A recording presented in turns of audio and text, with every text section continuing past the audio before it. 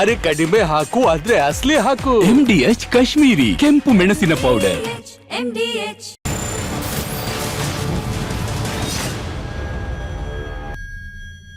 ಅಪ್ರಾಪ್ತೆಗೆ love ಜಿಹಾದ್ ಖೆಡ್ಡ ತೋಡಿದ್ದಂತಹ ಕಿರಾತಕನ ಕಥೆ ಇದು. ಪ್ರೀತಿಯ ಹೆಸರಲ್ಲಿ ಸಾಹಿಲ್ ದಾಳ ಉರುಳಿಸಿದ್ದ ಚಿಕ್ಕೋಡಿಯ ಮತಾಂತರಿಯನ್ನ ಇದೀಗ ಪೊಲೀಸರು ವಶಕ್ಕೆ ಪಡೆದಿದ್ದಾರೆ.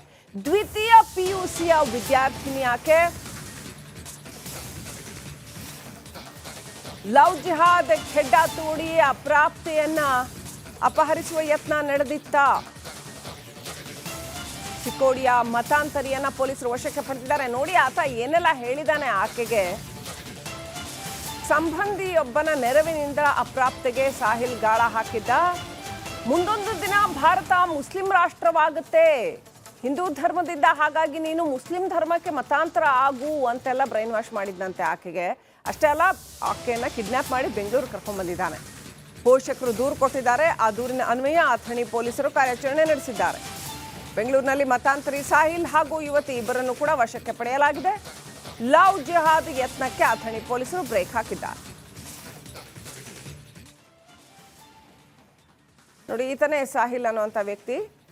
ಈತ ದ್ವಿತೀಯ PUC ವಿದ್ಯಾರ್ಥಿನಿಯನ್ನ ಬ್ರೈನ್ ವಾಶ್ ಮಾಡಿ ಅಪಹರಣ ಮಾಡಿ ಬೆಂಗಳೂರು ಕರ್ಕೊಂಡ್ಬಂದಿದ್ದಾನೆ. ಏನಂತ, ಮುಂದೊಂದು ದಿನ ಭಾರತ ಮುಸ್ಲಿಂ ರಾಷ್ಟ್ರ ಆಗಿಬಿಡುತ್ತೆ, ಇಡೀ ಭಾರತ ಮುಸ್ಲಿಂ ರಾಷ್ಟ್ರ ಆಗುತ್ತೆ, ಹಾಗಾಗಿ ಇವಾಗಲೇ ನೀನು ಮುಸ್ಲಿಂ ಧರ್ಮಕ್ಕೆ ಕನ್ವರ್ಟ್ ಆಗು ಅಂತ ಆಕೆಯನ್ನ ಬ್ರೈನ್ ವಾಶ್ ಮಾಡಿದ್ದಾನೆ. ಯುವತಿಯ ಪೋಷಕರು ದೂರು ಕೊಟ್ಟಿದ್ದಾರೆ. ಆ ಪ್ರಕಾರ ಪೊಲೀಸರು ಕ್ರಮ ಕೈಗೊಂಡು ಈಗ ಈ ಸಾಹಿಲ್ನನ್ನ ವಶಕ್ಕೆ ಪಡೆದಿದ್ದಾರೆ.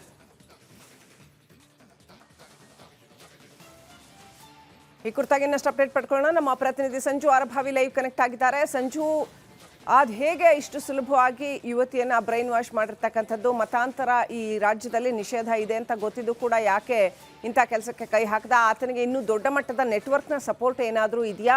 ಏನೆಲ್ಲ ಅಪ್ಡೇಟ್ ಇದೆ ಸಂಜು? ಹೌದು ಶ್ರೀಲಕ್ಷ್ಮಿ, ಏನಂತಂದ್ರೆ ಈ ಹಿಂದೆಯೂ ಸಹ ಆಗಿರ್ಬೋದು ಲವ್ ಜಿಹಾದ್ ಅಂತ ಏನೊಂದು ವಿಚಾರ ಬರುತ್ತೆ. ಈ ವಿಚಾರ ಬಂದಂತ ಸಂದರ್ಭಗಳಾಗಿರ್ಬೋದು ಕೆಲವೊಂದಿಷ್ಟು ಧಾರ್ಮಿಕ ಚಿಂತಕರಾಗಿರ್ಬೋದು ಅಥವಾ ಧಾರ್ಮಿಕ ಹಿತಚಿಂತಕರೇ ಇರ್ತಾರೆ, ಲವ್ ಜಿಹಾದ್ ಅನ್ನೋದು ಇಲ್ಲ ಅಂತ ಕೆಲವೊಂದಿಷ್ಟು ಮಾತುಗಳನ್ನ ಸಹ ಹೇಳ್ತಾ ಇದ್ರು. ಆದ್ರೆ ಈಗೊಂದು ಪ್ರಕರಣ ಬೆಳಕಿಗೆ ಬಂದಿರುವಂತದ್ದು ಅಂತಂದ್ರೇನು, ಅಪ್ರಾಪ್ತೆಯನ್ನ ಲವ್ ಜಿಹಾದ್ಗೆ ಬಲೆಗೆ ಬೀಳಿಸುವಂತಹ ಒಂದು ಕಿರಾತಕನ ಯತ್ನ ಏನಾಗಿದೆ ಇದು ಸಂಪೂರ್ಣವಾಗಿ ವಿಫಲವಾಗಿರುವಂತದ್ದು. ಕಳೆದ ವಾರ ಅಪ್ರಾಪ್ತೆಯನ್ನ ಕಿಡ್ನಾಪ್ ಮಾಡಿ ಆತ ಕರ್ಕೊಂಡು ಹೋಗಿರ್ತಾನೆ. ಆತನನ್ನ ಕರ್ಕೊಂಡು ಹೋದಂತ ಅಪ್ರಾಪ್ತನ ಏನ್ ಕರ್ಕೊಂಡು ಹೋಗಿರ್ತಾನೆ, ಇವತ್ತು ಕಿರಾತಕನನ್ನ ಅಂದ್ರೇನು ಕೆಡ್ಡಾಗಿ ಕೆಡುವಂತಹ ಕೆಲಸ ಬೆಳಗಾವಿಯ ಪೊಲೀಸರು ಸಹ ಮಾಡಿರುವಂತದ್ದು. ಬೆಳಗಾವಿ ಜಿಲ್ಲೆಯ ಅಥಣಿಯಿಂದ ಅಪ್ರಾಪ್ತೆಯನ್ನ ಅಪಹರಿಸಿಕೊಂಡು ಹೋಗಿರ್ತಕ್ಕಂತಹ ಸಾಹಿಲ್ ಎಂಬಂತ ಏನಿರ್ತಾನೆ, ಈತ ಅಪ್ರಾಪ್ತೆಯನ್ನ ಸಹ ಕಿಡ್ನಾಪ್ ಮಾಡ್ಕೊಂಡು ಹೋಗಿರ್ತಾನೆ. ಆ ಸಾಹಿಲ್ನ ಸಂಬಂಧಿಯೊಂದಿಗೆ ಈ ಅಪ್ರಾಪ್ತೆಯ ಪರಿಚಯ ಆಗುತ್ತೆ. ಆರಂಭಿಕದಲ್ಲಿ ಅಪ್ರಾಪ್ತೆಯೊಂದಿಗೆ ಆತ ಚೆನ್ನಾಗಿಯೇ ತನ್ನ ಬಿಹೇವಿಯರ್ ಅನ್ನ ಇಟ್ಕೊಂಡಿರ್ತಾನೆ. ಅದಾದ ಬಳಿಕ ಏನಾಗುತ್ತೆ, ಅಪ್ರಾಪ್ತೆಯನ್ನ ತನ್ನ ಅಂತಂದ್ರೂ ನಂಬಿಕೆಗೆ ಸಹ ತಗೊಂಡಿರ್ತಾನೆ. ಅದಾದ ಬಳಿಕ ಆಕೆಯೊಂದಿಗೆ ಪ್ರೀತಿಯನ್ನ ನಾಟಕವನ್ನ ಸಹ ಮಾಡ್ತಾನೆ. ನಾಟಕ ಮಾಡಿದಂತ ಸಂದರ್ಭದಲ್ಲಿ ಅಪ್ರಾಪ್ತೆಗೆ ಸ್ಪಷ್ಟವಾಗಿ ಹೇಳ್ತಾನೆ, ಮುಂದೊಂದು ದಿನ ಇಡೀ ಭಾರತ ದೇಶ ಮುಸ್ಲಿಂ ದೇಶವಾಗಿ ಮಾರ್ಪಾಟುಗೊಳ್ಳಲಿದೆ. ನೀನು ಒಂದು ವೇಳೆ ಏನಾದರೂ ಹಿಂದೂಯಿಂದ ಮುಸ್ಲಿಂ ಧರ್ಮಕ್ಕೆ ಏನಾದರೂ ನಿನ್ ಮತಾಂತರ ಆದ್ರೆ ನಾನು ನಿನ್ನನ್ನ ತುಂಬಾ ಚೆನ್ನಾಗಿ ನೋಡ್ಕೊಳ್ತೀನಿ, ನಿನಗೆ ಯಾವುದೇ ರೀತಿಯಾದಂತಹ ಸಮಸ್ಯೆಗಳನ್ನ ಬರದ ರೀತಿಯಲ್ಲಿ ನಾನ್ ನಿನ್ನನ್ನ ನೋಡ್ಕೊಳ್ತೀನಿ ಅಂತ ಹೇಳಿ ಹುಡುಗಿಯ ಮೈಂಡ್ ವಾಶ್ ಸಹ ಮಾಡ್ತಾನೆ. ಇದೇ 28ನೇ ತಾರೀಕಿಗೆ ಹುಡುಗಿಗೆ 18 ವರ್ಷ ತುಂಬಲಿದೆ. ಅಂತಂದ್ರೆ ಇನ್ನೂ ಸಹ ಆಕೆಗೆ 18 ವರ್ಷ ತುಂಬಿಲ್ಲ. ಏನ್ ಅಪ್ರಾಪ್ತೆ ಏನಿದ್ದಾಳೆ ಅವಳು ಸೆಕೆಂಡ್ PUC ಇನ್ನು ವ್ಯಾಸಂಗ ಸಹ ಮಾಡ್ತಾ ಇರುವಂತದ್ದು. ಮುಂದೊಂದ್ ದಿನ ಹೀಗೆ ಅಂತಂದ್ರೇನು ಮುಸ್ಲಿಂ ರಾಷ್ಟ್ರ ಆಗಲಿದೆ ನಮ್ದು, ಹೀಗಾಗಿ ನೀನು ಹಿಂದೂಯಿಂದ ಮುಸ್ಲಿಂಗೆ ಮತಾಂತರಗಳು, ನಿನ್ನನ್ನು ನಾನು ಚೆನ್ನಾಗಿ ನೋಡ್ಕೊಳ್ತೀನಿ ಅಂತ ಹೇಳಿ ಕೆಲವೊಂದಿಷ್ಟು ಮಾತುಗಳನ್ನು ಸಹ ಆತ ಸಾಹಿಲ್ ಹೇಳಿರುವಂತದ್ದು. ಎಲ್ಲೋ ಒಂದ್ ಕಡೆ ಏನಾಗಿತ್ತು, ಕಳೆದ ವಾರ ಬೆಂಗಳೂರಿಗೆ ಸಹ ಸುತ್ತಾಡಕ್ ಹೋಗಿರ್ತಾರೆ. ಈ ಎಲ್ಲ ಅಂತಂದ್ರೆ ಬೆಳವಣಿಗೆಗಳಿಂದ ಮನೆಯವರಿಗೂ ಸಹ ಒಂದು ಡೌಟ್ ಬಂದಿರುತ್ತೆ. ಆ ಸಂದರ್ಭದಲ್ಲಿ ಅಥಣಿ ಪೊಲೀಸ್ ಠಾಣೆಯಲ್ಲಿ ಒಂದು ಕಂಪ್ಲೇಂಟ್ ನೀಡ್ತಾರೆ. ಅದಾದ ಬಳಿಕ ಆಕೆಯನ್ನ ವಶಕ್ಕೆ ಪಡೆದಿರುವ. Thank you Sanju Arbhavi ಡೀಟೇಲ್ಸ್ಗಾಗಿ.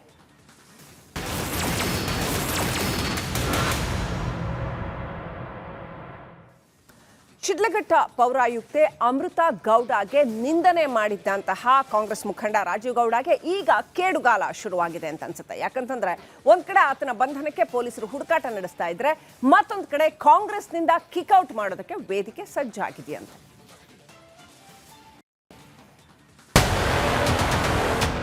ನೀವು ಹಂಗೆಲ್ಲ ಮಾತಾಡಬೇಡಿ ಅಂತ ತಿಳ್ಕೊಂಡ್ರೆ ಮನುಷ್ಯ ಅಲ್ಲ, ಹೇಳ್ತೀನಿ ಈಗ.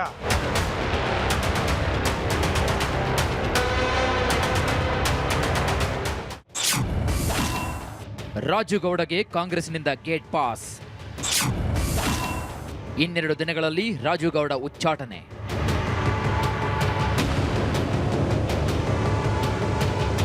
ಪೌರಾಯುಕ್ತೆ ಅಮೃತಗೌಡಗೆ ನಿಂದನೆ ಮಾಡಿರುವಂತಹ ಕಾಂಗ್ರೆಸ್ ನಾಯಕ ರಾಜುಗೌಡ ಮೇಲೆ ಇದೀಗ ಉಚ್ಚಾಟನೆ ತೂಗುಗತ್ತಿ ನೇತಾಡ್ತಾ ಇದೆ.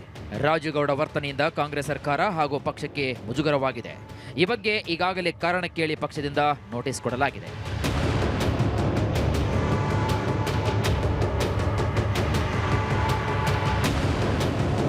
ದಿನೇ ದಿನೇ ರಾಜುಗೌಡ ಉಚ್ಚಾಟನೆಗೆ ಕಾಂಗ್ರೆಸ್ ಪಕ್ಷದಲ್ಲಿ ಒತ್ತಡ ಹೆಚ್ಚಾಗ್ತಾ ಇದೆ. ರಾಜುಗೌಡ ಮಾತನಾಡಿದ್ದು ಸರಿಯಲ್ಲ ಅಂತ ಆಕ್ರೋಶ ಹೊರಹಾಕಿದ್ದಾರೆ. ಜೊತೆಗೆ ಕಾಂಗ್ರೆಸ್ ನಾಯಕರೇ ಅಮಾನತು ಮಾಡಬೇಕೆಂದು ಡಿಕೆಶಿಗೆ ಮನವಿ ಮಾಡಿದ್ದಾರೆ. ಹೀಗಾಗಿ ರಾಜುಗೌಡ ಉಚ್ಚಾಟನೆಗೆ ಸಿದ್ಧತೆ ನಡೀತಾ ಇದೆಯಂತೆ. ಇಂದು ಅಥವಾ ನಾಳೆ ಕಾಂಗ್ರೆಸ್ನಿಂದ ಉಚ್ಚಾಟನೆ ಆಗ್ತಾರೆ ಎಂಬ ಮಾಹಿತಿ ರಿಪಬ್ಲಿಕ್ ಕನ್ನಡಕ್ಕೆ ಲಭ್ಯವಾಗಿದೆ. ಶಿಷ್ಯನನ್ನು ಪಕ್ಷದಲ್ಲೇ ಉಳಿಸಿಕೊಳ್ತಾರಾ ಸಚಿವ ಮುನಿಯಪ್ಪ? ಇಷ್ಟು ವರ್ಷ ಜೊತೆಯಲ್ಲಿದ್ದು ಅಲ್ಲಿ ಕೆಲಸ ಮಾಡ್ತಾ ಇದ್ನು, ಜನಸೇವೆ, ಇದು ಕುಡಿಯೋ ನೀರಿಗೆ ಅನುಕೂಲ ಮಾಡ್ತಿದ್ದ, ಹಾಸ್ಪಿಟ್ಲಿಗೆ ಮೊಬೈಲ್ ವ್ಯಾನ್ಗಳಾಗ್ತಿದ್ದ, ಬಡವರಿಗೆ ಮದುವೆ ಮುಂಚೆ ಇವೆಲ್ಲ ಮಾಡ್ತಿದ್ದ. ಇಷ್ಟು ದಿನದಲ್ಲಿ ಒಂದು ದಿನ ಕೂಡ ಈ ಭಾಷೆಯನ್ನು ನಾನು ಕಾಣಲಿಲ್ಲ. ನನಗೆ ಆಶ್ಚರ್ಯ ಅಂತ ನೋಡಿದ್ನೆಲ್ಲ 10 ವರ್ಷದಲ್ಲಿ ಒಂದು ದಿನ ಇಂಥದ್ದನ್ನು ಅಚಾತುರ್ಯ ನಾವು ಕಾಣಲಿಲ್ಲ. ಸಮಾಜ ಸೇವೆಯಲ್ಲಿ ಬಹುತೇಕ ಜಿಲ್ಲೆಯಲ್ಲೇ 2 ಜಿಲ್ಲೆಯಲ್ಲಿ ಕೂಡ ಅತಿ ಹೆಚ್ಚು ಒಳ್ಳೆ ಕೆಲಸ ಮಾಡ್ತಾ ಇದ್ದಾರೆ. ಇದೇ ಮಾತು ಸಚಿವ ಮುನಿಯಪ್ಪ ಆಡಿರುವಂತಹ ಇದೇ ಮಾತು ಇದೀಗ ಭಾರಿ ಚರ್ಚೆಗೆ ಕಾರಣವಾಗಿದೆ. ಶಿಡ್ಲಘಟ್ಟ ಪೌರಾಯುಕ್ತೆಗೆ ರಾಜುಗೌಡ ಅವಾಜ್ ಹಾಕಿದ ವಿಷಯದಲ್ಲಿ ಸಚಿವ ಕೆಎಚ್ ಮುನಿಯಪ್ಪ ಸಾಫ್ಟ್ ಆಗಿ ಮಾತನಾಡಿದ್ದು ಸಾಕಷ್ಟು ಚರ್ಚೆ ಹುಟ್ಟುಹಾಕಿದೆ. ಇನ್ನು ಕಳೆದ ವರ್ಷವೂ ಕೂಡ ಶಿಡ್ಲಘಟ್ಟದಲ್ಲಿ ಇದೇ ರೀತಿ ಫ್ಲೆಕ್ಸ್ ವಿಚಾರವಾಗಿ ಅಧಿಕಾರಿಗಳ ಜೊತೆಗೆ ರಾಜುಗೌಡ ಕಿರಿಕ್ ಮಾಡಿಕೊಂಡಿದ್ರಂತೆ. ಆಗ ಸ್ವತಃ ಮುನಿಯಪ್ಪ ಕರೆ ಮಾಡಿ ಕೇಸನ್ನ ದಾಖಲು ಮಾಡದಂತೆ ಅಧಿಕಾರಿಗಳಿಗೆ ಮನವಿ ಮಾಡಿದ್ರಂತೆ. ಇದೀಗ ರಾಜುಗೌಡ ಉಚ್ಚಾಟನೆಗೂ ಮುನಿಯಪ್ಪ ಅಡ್ಡಗಾಲಾಗಿದ್ದಾರೆ ಎಂಬ ಚರ್ಚೆ ಜೋರಾಗಿದೆ. ಹೀಗಾಗಿ ಬಿಜೆಪಿ ನಾಯಕರು ಕೆರಳಿ ಕೆಂಡವಾಗಿ ಬೆಂಕಿ ಉಂಡೆ ಉಗುಳ್ತಾ ಇದ್ದಾರೆ. ಈಗ ಶಿಡ್ಲಘಟ್ಟದಲ್ಲಿ ಅಧಿಕಾರಿಗಳಿಗೆ ಧಮಕಿ ಹಾಕಿ ಅವ್ಯಾಚ ಪದಗಳಿಂದ ಬೈದಿರೋ ಅಂಥದ್ದು ಇರ್ಬೋದು. ಇದು ನಿರಂತರವಾಗಿ ನಡೀತಾ ಇದೆ. ಪೊಲೀಸರು ಯಾವುದನ್ನು ಕ್ರಮ ತೆಗೆದುಕೊಳ್ತಾ ಇಲ್ಲ. ಅದಕ್ಕೆ ಎಲ್ಲವನ್ನ ಸೇರಿಸಿ ಇಡೀ ರಾಜ್ಯದಲ್ಲಿ ಕಾನೂನು ಸುವ್ಯವಸ್ಥೆ ಹಾಳಾಗಿರೋದ್ರ ಬಗ್ಗೆ ಭಾರತೀಯ ಜನತಾ ಪಾರ್ಟಿ ಹೋರಾಟವನ್ನು ನಾವು ಮಾಡ್ತಾ ಇದ್ದೀವಿ. ಶಿಷ್ಯನನ್ನು ಉಳಿಸಿಕೊಳ್ಳಲು ಕೆಎಚ್ ಮುನಿಯಪ್ಪ ವಕಾಲತ್ತು ವಹಿಸ್ತಾ ಇದ್ದಾರೆ ಅನ್ನೋ ಮಾತುಗಳು ಕೂಡ ಕೇಳಿ ಬರುತ್ತಿರೋ ಬೆನ್ನಲ್ಲೇ ವಿಪಕ್ಷ ನಾಯಕ ಆರ್ ಅಶೋಕ್ ಮುಖ್ಯ ಕಾರ್ಯದರ್ಶಿಗೆ ಪತ್ರವನ್ನು ಬರೆದು ಕ್ರಮಕ್ಕೆ ಆಗ್ರಹಿಸಿದ್ದಾರೆ. ಇದನ್ನೆಲ್ಲ ನೋಡ್ತಾ ಇದ್ರೆ ರಾಜುಗೌಡ ಕಾಂಗ್ರೆಸ್ನಿಂದ ಉಚ್ಚಾಟನೆಯಾಗೋದು ಫಿಕ್ಸ್ ಅನಿಸ್ತಾ ಇದೆ. ಬೇರೆ ರಿಪೋರ್ಟ್, ರಿಪಬ್ಲಿಕ್ ಕನ್ನಡ. ಅಧಿಕಾರಿಗೆ ಈ ರೀತಿ ಧಮಕಿ ಹಾಕಿರ್ತಕ್ಕಂಥದ್ದು ಎಲ್ಲ ಸಾಕ್ಷ್ಯ ಇದ್ದಾಗಲೂ ಕೂಡ ಈತನ ವಿರುದ್ಧ FIR 2 FIR ದಾಖಲಾಗಿದ್ರೂ ಕೂಡ ಈತನನ್ನ ಬಂಧಿಸೋದಕ್ಕೆ ಯಾಕೆ ಇಷ್ಟೊಂದು ಮೀನಾಮೇಷ ಎಣಿಸ್ತಾ ಇದ್ದಾರೆ ಅನ್ನೋ ಪ್ರಶ್ನೆ ಇದೀಗ ಜನ ಕೇಳ್ತಾ ಇದ್ದಾರೆ. ಅಷ್ಟೇ ಅಲ್ಲ, ಆತ ನಿಜಕ್ಕೂ ತಲೆಮರೆಸ್ಕೊಂಡಿರೋದು ಹೌದಾ? ಹಾಗಾದ್ರೆ ಆತ ಅಷ್ಟು ಸಿಕ್ಲಾರ್ದಷ್ಟು ಎಲ್ಲಿ ಹೋಗಿ ತಲೆಮರೆಸ್ಕೊಂಡಿದ್ದಾನೆ?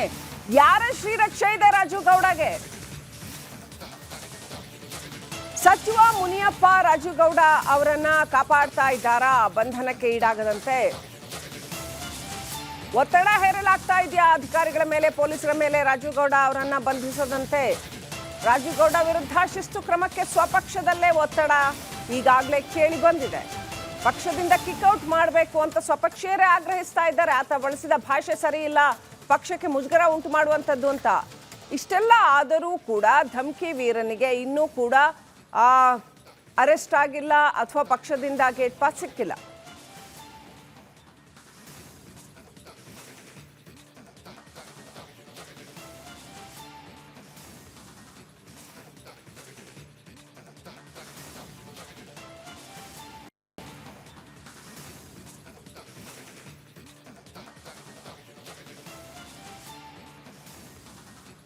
ಕುರಿತಾಗಿ ಇನ್ನಷ್ಟು ಅಪ್ಡೇಟ್ ಪಡ್ಕೊಳ್ಳೋಣ. ನಮ್ಮ ಪ್ರತಿನಿಧಿ ಬಸವರಾಜ್ ಹಾಗೂ ಮಂಜುನಾಥ್ ಇಬ್ಬರು ಕೂಡ ಲೈವ್ ಕನೆಕ್ಟ್ ಆಗಿದ್ದಾರೆ. Let me go to Basavaraj first. Basavaraj, Congress ಪಕ್ಷದಲ್ಲಿ ಈ ವಿಚಾರಕ್ಕೆ ಸಂಬಂಧಪಟ್ಟಂತೆ ಏನು ನಡೀತಾ ಇದೆ? ಇವರ ವಿರುದ್ಧ ಕ್ರಮ ಕೈಗೊಳ್ಳೋ ಸಾಧ್ಯತೆ ಏನಾದರೂ ಇದೆಯಾ?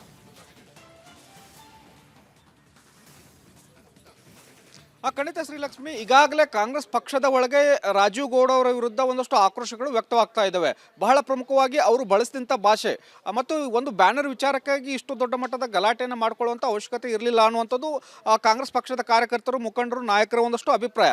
ಬಹಳ ಪ್ರಮುಖವಾಗಿ ರಾಜೀವ್ ಗೌಡ ಅವರು ಮಹಿಳಾ ಅಧಿಕಾರಿಗೆ ನಿಂದನೆ ಮಾಡಿದ್ದಾರೆ. ಇದರಿಂದ ಕಾಂಗ್ರೆಸ್ ಪಕ್ಷಕ್ಕೂ ಕೂಡ ಮುಜುಗರ ಆಗ್ತಾ ಇದೆ. ಹಾಗಾಗಿ ಅವ್ರನ್ನ ಪಕ್ಷದಿಂದ ಅಮಾನತು ಮಾಡಬೇಕನ್ನುವಂಥ ಒತ್ತಡಗಳು ಕೇಳಲು ಬರ್ತಾ ಇದ್ದಾವೆ ಮತ್ತು ಕೆಪಿಸಿಸಿ ಅಧ್ಯಕ್ಷರಿಗೆ ಈಗಾಗಲೇ ಪತ್ರಗಳನ್ನು ಬರೆಯುವಂಥ ಕೆಲಸಗಳನ್ನು ಕಾರ್ಯಕರ್ತರು ಮಾಡ್ತಾ ಇದ್ದಾರೆ. ಈಗಾಗಲೇ ಶಿಸ್ತು ಸಮಿತಿಯು ಕೂಡ ಅವರಿಗೆ ಒಂದು ನೋಟಿಸನ್ನು ಜಾರಿ ಮಾಡಿರ್ತಕ್ಕಂಥದ್ದು. ಒಂದು ವಾರದೊಳಗಡೆ ನೀವು ಸಮಜಾಯಿಸಿ ಕೊಡಿ ಅನ್ನುವಂಥ ಮಾತುಗಳನ್ನು ಹೇಳಲಾಗಿದೆ. ಆದರೆ ಒಂದು ವಾರ ಕೂಡ ಕಾಯುವಂಥ ಪರಿಸ್ಥಿತಿ ಸದ್ಯಕ್ಕೆ ಇಲ್ಲ. ಯಾಕಂದರೆ ದಿನದಿಂದ ದಿನಕ್ಕೆ ಆಕ್ರೋಶ ವ್ಯಕ್ತವಾಗ್ತಾ ಇದೆ. ರಾಜೀವ್ ಗೌಡ ಅವರನ್ನು ಇನ್ನೂ ಕೂಡ ಯಾಕೆ ಪಕ್ಷದಲ್ಲಿ ಇಟ್ಕೊಂಡಿದ್ದೀರಾ ಅನ್ನುವಂಥದ್ದನ್ನು ನಾಯಕರು, ಕಾರ್ಯಕರ್ತರೇ ಪ್ರಶ್ನೆ ಮಾಡ್ತಾ ಇರೋದ್ರಿಂದ ಸಹಜವಾಗಿ ಇವತ್ತು ಅಥವಾ ನಾಳೆ ಅವರಿಂದ ಪಕ್ಷದಿಂದ ಅವರನ್ನು ಅಮಾನತು ಮಾಡುವಂಥ ಸಾಧ್ಯತೆಗಳಿಗೆ ಗೋಚರಿಸ್ತಾ ಇದ್ದಾವೆ. ಬಹಳ ಪ್ರಮುಖವಾಗಿ ಒಂದು ವಾರಗಳ ಕಾದು ಅವರಿಂದ ಸಮಜಾಯಿಸಿ ಪಡೆದರೂ ಕೂಡ ಪಕ್ಷದಲ್ಲಿ ಇಂಥವ್ರನ್ನ ಇಟ್ಕೊಂಡ್ರೆ ಮುಂದೆ ಅಲ್ಲಿ ಸಿಡ್ಲಘಟ್ಟದಲ್ಲಿ ಯಾವ ರೀತಿಯಾದಂಥ ಪಕ್ಷ ಸಂಘಟನೆ ಮಾಡಬಹುದು ಅನ್ನುವಂಥದ್ದು ಒಂದು ಆಕ್ರೋಶ ಕೂಡ ವ್ಯಕ್ತವಾಗ್ತಾ ಇದೆ. ಯಾಕಂದರೆ ಅವರ ಬಳಕೆ ಭಾಷೆ ಸರಿ ಇಲ್ಲ ಅನ್ನುವಂಥದ್ದು ಒಂದು ಆಕ್ರೋಶ. ಅದರ ಜೊತೆಗೆ ಸಚಿವ ಮುನಿಯಪ್ಪನವರು ಕೂಡ ಈ ಹಿಂದೆ ಅವರನ್ನು ರಕ್ಷಿಸುವಂಥ ಕೆಲಸವನ್ನು ಮೇಲಿಂದ ಮೇಲೆ ಮಾಡ್ತಾ ಇರ್ತಕ್ಕಂಥದ್ದು. ಕಳೆದ ಒಂದು ವರ್ಷದ ಹಿಂದೆ ಇದೇ ರೀತಿಯಾಗಿ ಫ್ಲೆಕ್ಸ್ ವಿಚಾರಕ್ಕೆ ಕೇಸನ್ನು ಹಾಕಲಾಗಿತ್ತು. ಆಗ ಸಚಿವ ಮುನಿಯಪ್ಪನವರು ಮಧ್ಯಪ್ರವೇಶ ಮಾಡಿ ಅವರನ್ನು ಉಳಿಸುವಂಥ ಕೆಲಸವನ್ನು ಮಾಡಿದ್ರು. ಯಾವುದೇ ಕೇಸ್ಗಳು ಬೇಡ, ಏನಿದ್ರೆ ದಂಡ ಕಟ್ತಾರೆ, ದಂಡವನ್ನು ಕಟ್ಟಿಸ್ಕೊಳ್ಳಿ ಅನ್ನುವಂಥ ಮಾತುಗಳನ್ನು ಹೇಳಿ ಆಗ ಒಂದಷ್ಟು ಸಾಗಿ ಹಾಕುವಂಥ ಕೆಲಸವನ್ನು ಮಾಡಿದ್ರು. ಈಗ ಅಧಿಕಾರಿಯ ವಿರುದ್ಧ ನಿಂದನೆ ಮಾಡಿರೋದ್ರಿಂದ ಸಹಜವಾಗಿ ಇದು ರಾಜ್ಯ ಮಟ್ಟದ ಸುದ್ದಿ ಆಗ್ತದೆ ಮತ್ತು ವಿರೋಧ ಪಕ್ಷಗಳು ಈ ವಿಚಾರವಾಗಿ ಮಧ್ಯಪ್ರವೇಶ ಮಾಡಿ ಗುಂಡಾ ಸಂಸ್ಕೃತಿ ವಿರುದ್ಧ ಒಂದಷ್ಟು ಆಕ್ರೋಶ ವ್ಯಕ್ತಪಡಿಸ್ತಾ ಇದ್ದಾರೆ. ಹೀಗಾಗಿ ಕಾಂಗ್ರೆಸ್ ಪಕ್ಷಕ್ಕೆ ಮತ್ತು ಸರ್ಕಾರಕ್ಕೆ ತುಂಬಲಾರದಂತಹ ಒಂದಷ್ಟು ಮುಜುಗರ ಆಗ್ತಾ ಇರೋದ್ರಿಂದ ಸಹಜವಾಗಿ ಪಕ್ಷದಿಂದ ಹೊರಹಾಕುವಂಥ ಸಾಧ್ಯತೆಗಳು ಈಗ ದಟ್ಟವಾಗಿ ಕಾಣಿಸ್ತಾ ಇದ್ದಾವೆ. ಶ್ರೀಲಕ್ಷ್ಮಿ. ರೈಟ್. ಹಾಗೆಯೇ ಮಂಜುನಾಥ್ ಕೂಡ ನಮ್ಮ ಜೊತೆ ಇದ್ದಾರೆ. ಮಂಜುನಾಥ್, ಶಿಡ್ಲಘಟ್ಟದಲ್ಲಿ ರಾಜೀವ್ ಗೌಡ ಪರ ವಿರೋಧ ಎರಡೂ ಪ್ರತಿಭಟನೆಗಳು ನಡೆದವು. ಸೊ ಇದೀಗ ರಾಜೀವ್ ಗೌಡ ಪರವಾಗಿ ಎಷ್ಟು ಜೋರಾಗಿ ಪ್ರತಿಭಟನೆ ನಡೀತಾ ಇದೆ, ಅದು ಸ್ಟೇಜ್ ಮ್ಯಾನೇಜ್ಡಾ ಅಥವಾ ವಿರೋಧವಾಗಿ ಎಷ್ಟು ಜೋರಾಗಿ ಪ್ರತಿಭಟನೆ ನಡೀತಾ ಇದೆ, ಇನ್ನು ರಾಜೀವ್ ಗೌಡ ಮಾತನಾಡಿದ ರೀತಿ ಸರಿಯಾ, ಶಿಡ್ಲಘಟ್ಟದ ಜನ ಏನು ಹೇಳ್ತಾ ಇದ್ದಾರೆ, ಅಧಿಕಾರಿಗಳ ವಲಯದಲ್ಲಿ ಏನು ಟಾಕ್ ಇದೆ, ಡೀಟೇಲ್ಸ್ ಕೊಡ್ತಾ ಹೋಗೋದಾದ್ರೆ. ಶ್ರೀಲಕ್ಷ್ಮಿ, ಖಂಡಿತವಾಗಿ ಏನು ಶಿಡ್ಲಘಟ್ಟ ಪೌರಾಯುಕ್ತೆ ಅಮೃತ ಗೌಡರ ಮೇಲೆ ಕಾಂಗ್ರೆಸ್ ಕೈ ಮುಖಂಡ ಏನು ರಾಜೀವ್ ಗೌಡ ಬೆದರಿಕೆ ಹಾಕಿರುವಂತಹ, ಧಮಕಿ ಹಾಕಿರುವಂತಹ ಪ್ರಕರಣಕ್ಕೆ ಸಂಬಂಧಪಟ್ಟಂತೆ ಸಾಕಷ್ಟು 3 ದಿನಗಳಿಗೂ ಆಗಿದೆ. ಇದುವರೆಗೂ ಕೂಡ ಆತನ ಬಂಧನ ಆಗಿಲ್ಲ. ಆದ್ರೆ ಆತ ಎಲ್ಲಿದ್ದಾನೆ ಅಂತಕ್ಕಂಥದ್ದು ಒಂದು ಕಡೆ, ಆದ್ರೆ ಮತ್ತೊಂದು ಕಡೆ ಆತನ ಬಂಧನಕ್ಕೆ ಇಡೀ ಚಿಕ್ಕಬಳ್ಳಾಪುರ ಆದ್ಯಂತ ಈಗಾಗಲೇ ಸರ್ಕಾರಿ ನೌಕರರ ಸಂಘ ಕೂಡ ಆತನನ್ನ ಕೂಡಲೇ ಬಂಧಿಸಬೇಕು. ಯಾಕಂತಂದ್ರೆ ಅಧಿಕಾರಿಯ ಮೇಲೆ ಈ ರೀತಿಯಾದ ದರ್ಪದ ಮಾತುಗಳು ಎಲ್ಲೋ ಒಂದ್ ಕಡೆ ಕೆಲಸ ಮಾಡ್ಲಿಕ್ಕೆ ಕುಗ್ಗಿಸ್ತದೆ. ಹಾಗಾಗಿ ಇಂಥವ್ರ ಮೇಲೆ ಕ್ರಮ ತೆಗೆದುಕೊಳ್ಬೇಕು ಅಂತಕ್ಕಂಥ ನಿಟ್ಟಿನಲ್ಲಿ ಸರ್ಕಾರಿ ನೌಕರರ ಸಂಘ ಇಡೀ ಚಿಕ್ಕಬಳ್ಳಾಪುರ ಜಿಲ್ಲೆಯಾದ್ಯಂತ ಪ್ರತಿಭಟನೆಗಳು ಕೂಡ ಮಾಡಿದ್ರು. ನಿನ್ನೆ ಕೂಡ ಪ್ರತಿಭಟನೆಗಳು ಮಾಡಿದ್ರು. ಒಂದು ಕಡೆ ಇವ್ರನ್ನ ಬಂಧನ ಮಾಡ್ಲಿಕ್ಕೆ ಪ್ರತಿಭಟನೆ ಒಂದ್ ಕಡೆ ಮಾಡ್ತಾ ಇದ್ರೆ, ಮತ್ತೊಂದು ಕಡೆ ಏನು ರಾಜೀವ್ ಗೌಡ ಅವರ ಅಭಿಮಾನಿಗಳು ಒಂದು ಅಭಿಯಾನ ಮಾಡ್ತಾ ಇರ್ತಕ್ಕಂಥದ್ದು. ಏನಂತಂದ್ರೆ ಯಾವುದೇ ನೀವು ಧೃತಿಗಿಡಂತ ಅವಶ್ಯಕತೆ ಇಲ್ಲ, ಯಾರ್ಯಾರು ಏನೇನೆಲ್ಲ ಒಂದು ಚಟುವಟಿಕೆಗಳು ಮಾಡಿದ್ದಾರೆ, ಆದ್ರೆ ನೀವ್ಯಾಕೆ ಧೃತಿಗಿಡಬೇಕು, ಕ್ಷಮೆ ಕೇಳಿದ್ರಲ್ಲ ಅಂತಕ್ಕಂಥ ಒಂದು ಕಡೆ ಒಂದು ಪೋಸ್ಟರ್ ಅಭಿಯಾನಗಳು ಮಾಡ್ತಾ ಇದ್ರೆ, ಮತ್ತೊಂದು ಕಡೆ ಆತರ ಏನು ರಾಜೀವ್ ಗೌಡ ಅವರ ಈಗಾಗಲೇ 3 ತಂಡಗಳ ರಚನೆ ಮಾಡಿ ಒಂದು ಹುಡುಕಾಟವನ್ನ ನಡೆಸ್ತಾ ಇದ್ದೇವೆ ಅಂತಕ್ಕಂಥ ಮಾತನ್ನ ಪೊಲೀಸರು ಹೇಳ್ತಾರೆ. ಆದ್ರೆ ಆ ಒಂದು ಪೊಲೀಸರು ಹೇಳೋ ಪ್ರಕಾರ 3 ದಿನಗಳಿಂದ ರಾಜೀವ್ ಗೌಡರನ್ನ ಒಲಿಸ್ಲಿಕ್ಕೆ ಸಾಧ್ಯ ಆಗ್ತಾ ಇಲ್ವಾ, ಇವ್ರು ಏನಾದ್ರೂ ಒತ್ತಡ ಏರ್ಲಾಗ್ತಾ ಇದೆಯಾ, ಇದು ಪ್ರಭಾವಿಗಳು, ಕಾಂಗ್ರೆಸ್ ಪ್ರಭಾವಿಗಳೇ ಇವ್ರು ಪೊಲೀಸರ ಮೇಲೆ ಒತ್ತಡ ಏರ್ತಾ ಇರ್ತಕ್ಕಂಥ ಒಂದು ಆರೋಪ ಕೂಡ ಈಗ ಕೇಳಿ ಬರ್ತಾ ಇದೆ. ಹೀಗಾಗಿ ಏನು ಈಗಾಗಲೇ ಜನ ಕೂಡ ಶಿಡ್ಲಘಟ್ಟದಲ್ಲಿ ಸಾಕಷ್ಟು ರೀತಿಯಲ್ಲಿ ರಾಜೀವ್ ಗೌಡ ಅವರ ಮಾಡಿರ್ತಕ್ಕಂಥ ಈ ಒಂದು ಧಮಕಿಯ ಸಾಕಷ್ಟು ಚರ್ಚೆಗಳಾಗ್ತಾ ಇದೆ. ಯಾಕೆ ಇನ್ನೂ ಬಂಧನ ಆಗಿಲ್ಲ, ಆತ ಯಾಕೆ ಇನ್ನೂ ಪೊಲೀಸ್ ಸ್ಟೇಷನ್ಗೆ ಬರ್ತಾ ಇಲ್ಲ, ಬಂದು ಒಂದು ಹೇಳಿಕೆಯನ್ನು ಕೂಡ ದಾಖಲು ಮಾಡ್ಕೊಳ್ಳೋದಕ್ಕೂ ಕೂಡ ಬರ್ತಾ ಇಲ್ಲ ಅಂತಂದ್ರೆ ಎಲ್ಲೋ ಒಂದ್ ಕಡೆ ನನ್ನ ರಕ್ಷಣೆಗೆ ಸಾಕಷ್ಟು ಇದು ಕೈವಾಡ ನಡೀತಾ ಇದೆ ಅಂತಕ್ಕಂಥ ನಿಟ್ಟಿನಲ್ಲಿ ಚರ್ಚೆಗಳಾಗ್ತಾ ಇದೆ. ನೋಡ್ಬೇಕು. ಈಗಾಗಲೇ 3 ದಿನಗಳಾಗಿ ಇದು ಕೂಡ ಆತನ ಸುಳಿವಿಲ್ಲ, ಫೋನ್ ಸ್ವಿಚ್ ಆಫ್ ಮಾಡ್ಕೊಂಡು ಬೇರೆ ಕಡೆ ಎಲ್ಲಾದ್ರೂ ಹೋಗಿರಬಹುದಾಗ್ತಕ್ಕಂಥದ್ದು ಕೂಡ ಈಗ ಚರ್ಚೆಗಳಾಗ್ತಾ ಇರ್ತಕ್ಕಂಥದ್ದು. Srilakshmi. Right. Thank you Manjunath ಡೀಟೇಲ್ಸ್ಗಾಗಿ. ನೋಡಿ, ಇದೆಲ್ಲ ವಿವಾದ ಶುರುವಾಗಿದ್ದು ಸಮೀರ್ ಖಾನ್ ಪುತ್ರ ಜೈದ್ ಖಾನ್ ಅವರ ಕಲ್ಟ್ ಸಿನಿಮಾ ಅದರ ಬ್ಯಾನರ್ಗಳನ್ನು ತೆಗೆಸಿದ್ರು ಅನ್ನೋ ಕಾರಣಕ್ಕಾಗಿ. ಇದೀಗ ಜೈದ್ ಖಾನ್ ಈ ಇಡೀ ಘಟನೆಯ ಕುರಿತಾಗಿ ರಿಯಾಕ್ಟ್ ಮಾಡಿದ್ದಾರೆ, ಫಸ್ಟ್ ರಿಯಾಕ್ಷನ್ ಕೊಟ್ಟಿದ್ದಾರೆ. ಶಿಡ್ಲಘಟ್ಟ ನಗರಸಭೆ ಪೌರಾಯುಕ್ತಿಗೆ ಧಮಕಿ ಹಾಕಿದ ಪ್ರಕರಣಕ್ಕೆ ಸಂಬಂಧಪಟ್ಟಂತೆ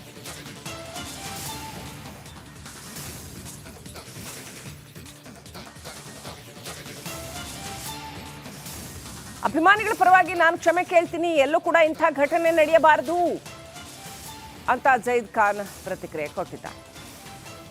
ಅಭಿಮಾನಿಗಳು ಸರ್ ನನ್ನ ಅಭಿಮಾನಿಗಳು ಪರವಾಗಿ ನಾನು ಕ್ಷಮೆ ಕೇಳ್ತೀನಿ ಸರ್ ಅಷ್ಟೇ. ಆಮೇಲೆ ಆ ಬ್ಯಾನರ್ ಬಗ್ಗೆ ಹೇಳಬೇಕು ಅಂದರೆ ನನಗೂ ಗೊತ್ತಿರಲಿಲ್ಲ, ಅದು ನಾನು ಹೋಗೋ ಮುಂಚೆ ಅದು ನಡೆದಿದೆಯಾ ಘಟನೆ, ಇಲ್ಲ ನಾನು ಹೋದ ಮೇಲೆ ಅದು ನಡೆದಿದೆಯಾ ಅಂತ ನನಗೂ ಕರೆಕ್ಟಾಗಿ ಗೊತ್ತಿಲ್ಲ ಮಾಹಿತಿ. ನಿಮ್ಮ ಮಾಧ್ಯಮ ಮುಖಾಂತರ ನನಗೆ ಗೊತ್ತಾಯಿತು ಈ ಥರ ಬ್ಯಾನರ್ ಏನೋ ಇಶ್ಯೂ ಆಗಿದೆ ಅಂತೇಳಿ. ಬೇಜಾರಾಯಿತು. ಅದಕ್ಕಿಂತ ಜಾಸ್ತಿ ನಾನೇನು ಹೇಳೋಕ್ಕಾಗಲ್ಲ ಸರ್. ನಡಿಬಾರ್ದು, ಎಲ್ಲೂ ಸಹ ಆ ಥರ ಘಟನೆ ನಡಿಬಾರ್ದು, ನಡೆದೋಯ್ತು. ಸೊ ನನ್ನ ಅಭಿಮಾನಿಗಳ ಪರವಾಗಿ ನಾನು ಕ್ಷಮೆ ಕೇಳ್ತೀನಿ ಸರ್.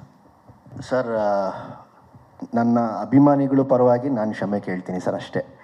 ಆಮೇಲೆ ಆ ಬ್ಯಾನರ್ ಬಗ್ಗೆ ಹೇಳಬೇಕು ಅಂದರೆ ನನಗೂ ಗೊತ್ತಿರಲಿಲ್ಲ.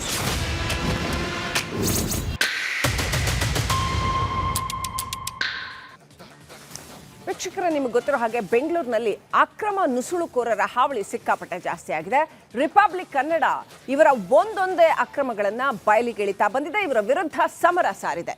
ಇದೀಗ ಈ ಬಾಂಗ್ಲಾ ನುಸುಳುಕೋರರ ಮತ್ತೊಂದು ಅಕ್ರಮ ಎಕ್ಸ್ಪೋಸ್ ಆಗಿದೆ.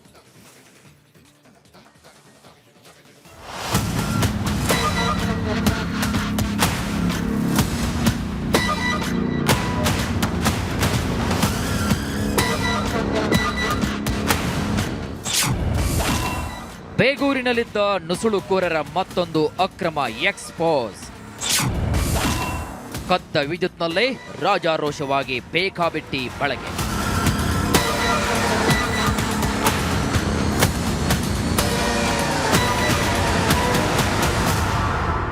ಈ ದೃಶ್ಯ ನೋಡಿ, ಅದ್ಯಾಗೆ ವಿದ್ಯುತ್ ಕಂಬದಿಂದ ರಾಜಾರೋಷವಾಗಿ ವೈರ್ ಮೂಲಕ ವಿದ್ಯುತ್ತನ್ನ ಕದ್ದಿದ್ದಾರೆ ಅಂತ.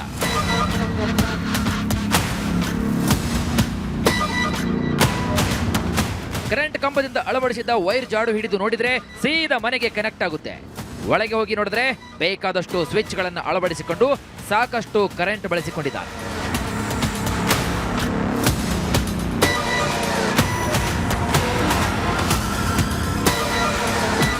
ಈ ಎಲ್ಲ ದೃಶ್ಯಗಳು ಕಂಡು ಬಂದಿದ್ದು ಬೇಗೂರಿನಲ್ಲಿ.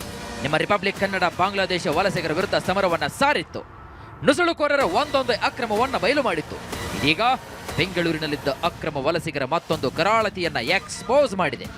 ಅಕ್ರಮವಾಗಿ ವಿದ್ಯುತ್ತನ್ನ ಕದ್ದು ರಾಜಾರೋಷವಾಗಿ ಹೇಗೆ ಜೀವನವನ್ನ ನಡೆಸಿದ್ರು ಅನ್ನೋದನ್ನ ಎಳೆ ಎಳೆಯಾಗಿ ಬಿಚ್ಚಿಟ್ಟಿದೆ.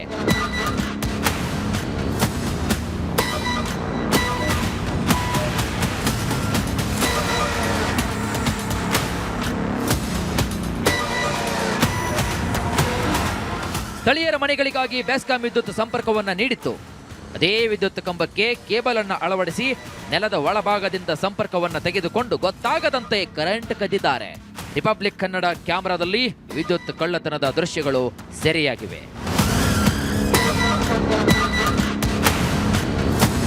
ಕದ್ದಿರುವಂತಹ ವಿದ್ಯುತ್ನಲ್ಲೇ ಬೇಕಾದಷ್ಟು ಲೈಟ್ ಹಾಗೂ ಸ್ವಿಚ್ ಬೋರ್ಡ್ಗಳನ್ನು ಅಳವಡಿಸಿ ಬೆಸ್ಕಾಂ ಅಧಿಕಾರಿಗಳ ಕಣ್ಣಿಗೆ ಅಕ್ರಮ ವಲಸಿಗರು ಮಣ್ಣೇರಿಸಿದ್ದಾರೆ.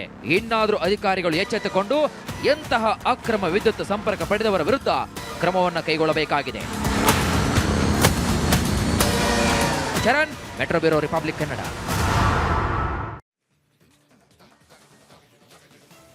ಇನ್ನಷ್ಟು ಅಪ್ಡೇಟ್ ಪಡ್ಕೊಳ್ಳೋಣ. ನಮ್ಮ ಪ್ರತಿನಿಧಿ ಚರಣ್ ಲೈವ್ ಕನೆಕ್ಟ್ ಆಗಿದ್ದಾರೆ. ಚರಣ್, ಈ ಅಕ್ರಮ ಬಾಂಗ್ಲಾ ನುಸುಳುಕೋರರ ಅಕ್ರಮಗಳು ಒಂದೆರಡಲ್ಲ, ಕರೆಂಟ್ ಕದಿಯೋದ್ರಿಂದ ಹಿಡಿದು ಇನ್ನೂ ಸಾಕಷ್ಟು ಕೆಲಸಗಳನ್ನ, ಹಾಗೆಯೇ ಬೆಂಗಳೂರಿನಲ್ಲೂ ಕೂಡ ಸಾಕಷ್ಟು ಕ್ರೈಮ್ ರೇಟ್ ಜಾಸ್ತಿ ಆಗೋ ಸಾಧ್ಯತೆಗಳು ಕೂಡ ಇದೆ. ಏನೆಲ್ಲ ಅಕ್ರಮಗಳು ಆಗ್ತಾ ಇದೆ, ಇದು ನಮ್ಮ ಪಾಲಿಕೆ ಅವರ ಕಣ್ಣಿಗೆ ಬೀಳ್ತಾ ಇಲ್ವಾ? ಯಾಕೆ ಇಷ್ಟೊಂದು ಜನ ಬಾಂಗ್ಲಾ ನುಸುಳುಕೋರರಿಗೆ ಬೆಂಗಳೂರು ಅವಕಾಶ ಮಾಡಿಕೊಡ್ತಾ ಇದೆ?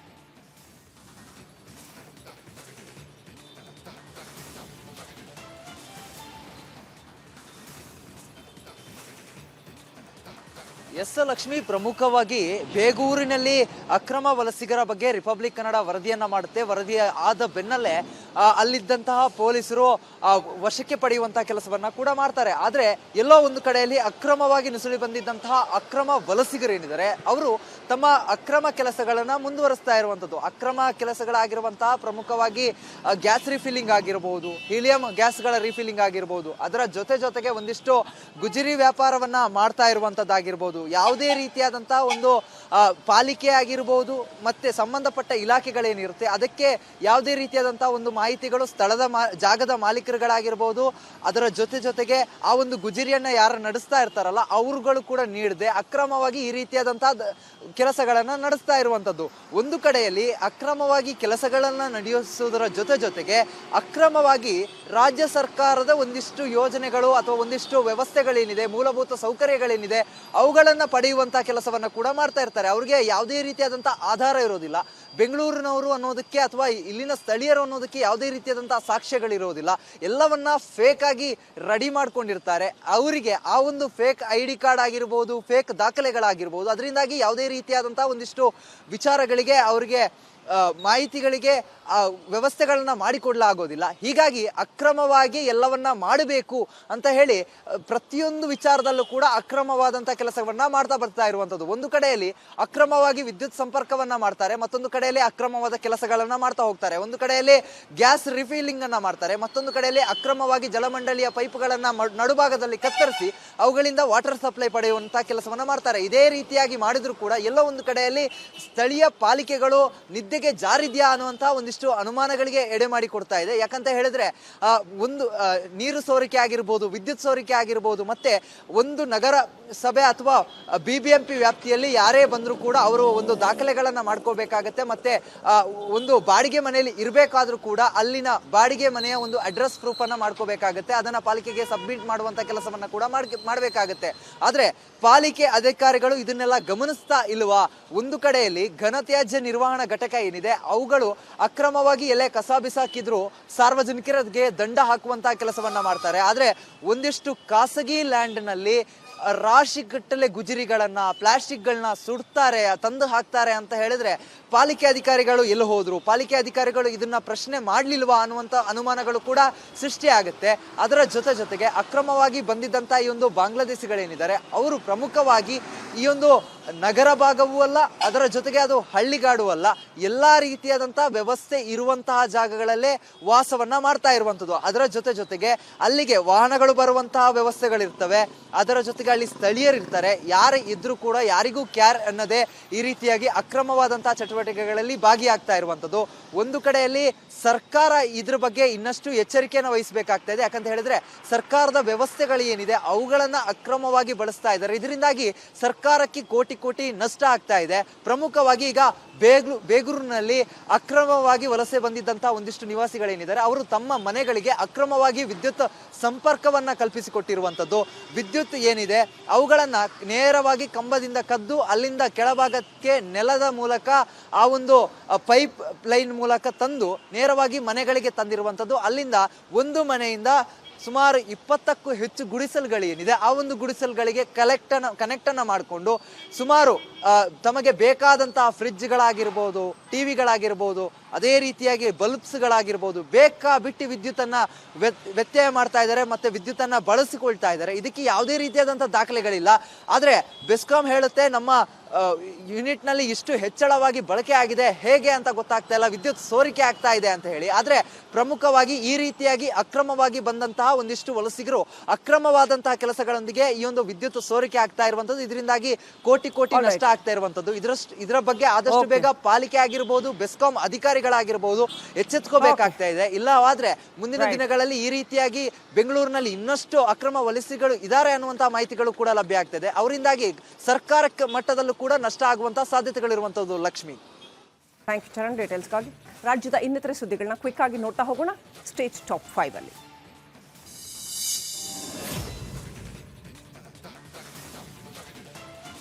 ಚಿಕ್ಕಮಗಳೂರು ಜಿಲ್ಲೆಯ ಕೊಪ್ಪ ತಾಲೂಕು ಆಸ್ಪತ್ರೆಯಲ್ಲಿ ಅವಧಿ ಮೀರಿದ ಮಾತ್ರೆಗಳನ್ನು ನೀಡಿದ ಆರೋಪ ಕೇಳಿ ಬಂದಿದೆ. ಎದೆನೋವಿನ ಹಿನ್ನೆಲೆ ಶೇಖರ್ ಎಂಬುವರು ECG ಮಾಡಿಸಿದ್ರು. ಬಳಿಕ ವೈದ್ಯರು ಗ್ಯಾಸ್ಟ್ರಿಕ್ ಮಾತ್ರೆಗಳನ್ನು ತೆಗೆದುಕೊಳ್ಳೋದಕ್ಕೆ ಸಲಹೆ ನೀಡಿದ್ರು. ಆದರೆ ಸಿಬ್ಬಂದಿ ಅವಧಿ ಮೀರಿದ ಮಾತ್ರೆಗಳನ್ನು ನೀಡಿದ್ದಾರೆ.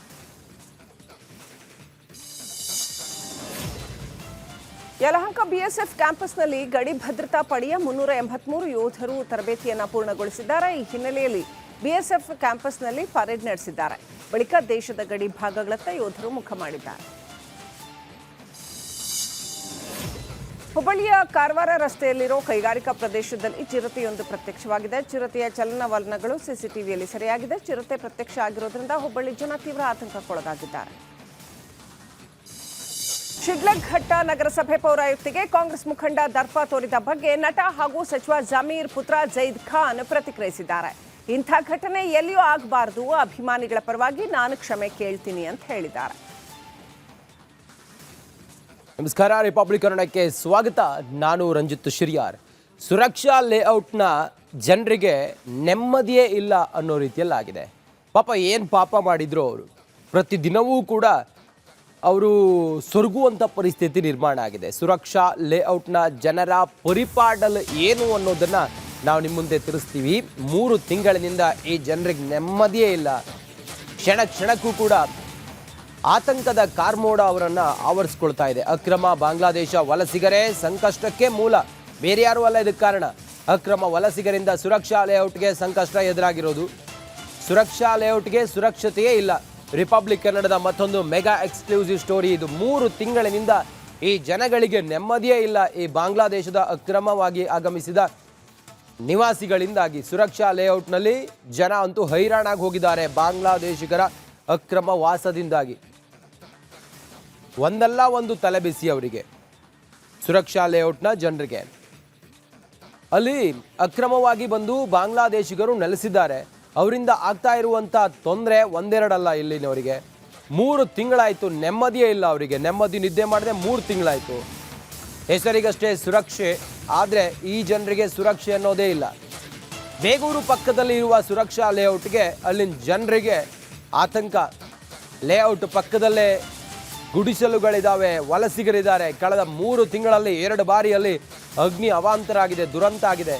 ಬಾಂಗ್ಲಾ ಅಡ್ಡೆ ಬೆಂಕಿಯಿಂದ ಲೇಔಟ್ ಜನ ಸಂಕಷ್ಟಕ್ಕೆ ಸಿಲುಕಿದ್ದಾರೆ. ಅಲ್ಲಿ ಸುತ್ತಮುತ್ತ ನಾವು ನೋಡಿದ್ವಿ, ಅಪಾರ್ಟ್ಮೆಂಟ್ಗಳೆಲ್ಲ ಇತ್ತು. ಪಾಪ ಅಲ್ಲೆಲ್ಲ ಜನ ಎಷ್ಟು ಒದ್ದಾಡ್ತಿದ್ದಾರೆ ಅಂತ ಹೇಳಿದ್ರೆ ಪ್ರಯೋಜನ ಇಲ್ಲ.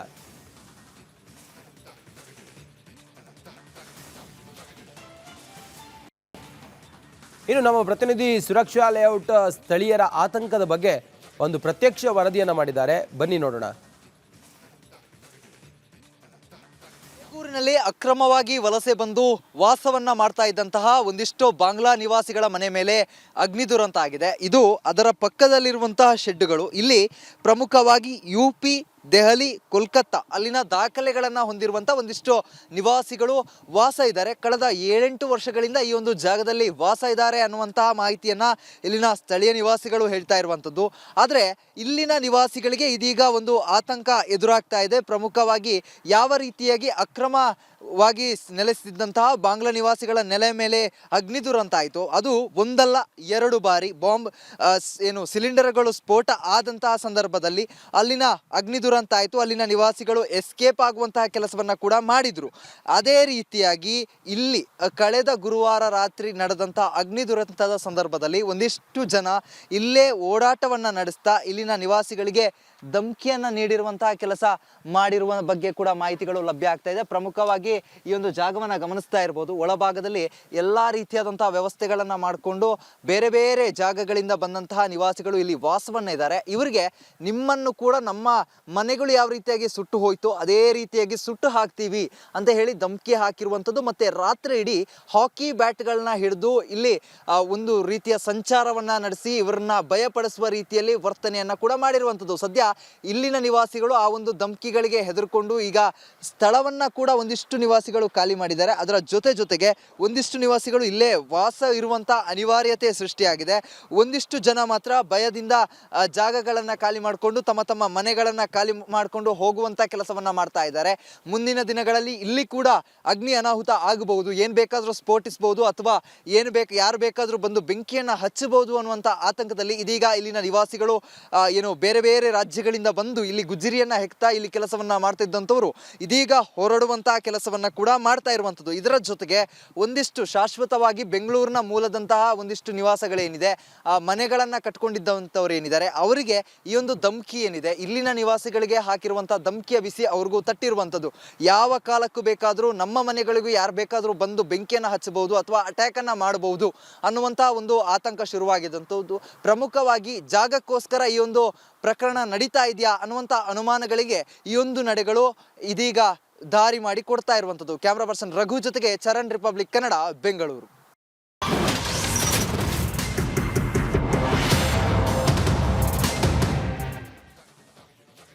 ಲಕ್ಕುಂಡಿಯಲ್ಲಿ ಚಿನ್ನ ಸಿಕ್ಕ ಪ್ರಕರಣಕ್ಕೆ ಸಂಬಂಧಪಟ್ಟ ಹಾಗೆ ದಿನಕ್ಕೊಂದು ಟ್ವಿಸ್ಟ್ ಪಡೆದುಕೊಳ್ತಾ ಇದೆ. ಇದರ ನಡುವೆ ಉತ್ಖನನ ಕಾರ್ಯವೂ ಕೂಡ ಅಲ್ಲಿ ನಡೀತಾನೆ ಇದೆ. ಇದರ ಸಂದರ್ಭದಲ್ಲಿ ಸರ್ಕಾರಕ್ಕೊಂದು ಸಂಕಷ್ಟ ಎದುರಾಗಿದೆ. ಏನು ಸಂಕಷ್ಟ ಅನ್ನೋದರ ಬಗ್ಗೆ ಒಂದು ವರದಿ ಇಲ್ಲಿದೆ ನೋಡಿ.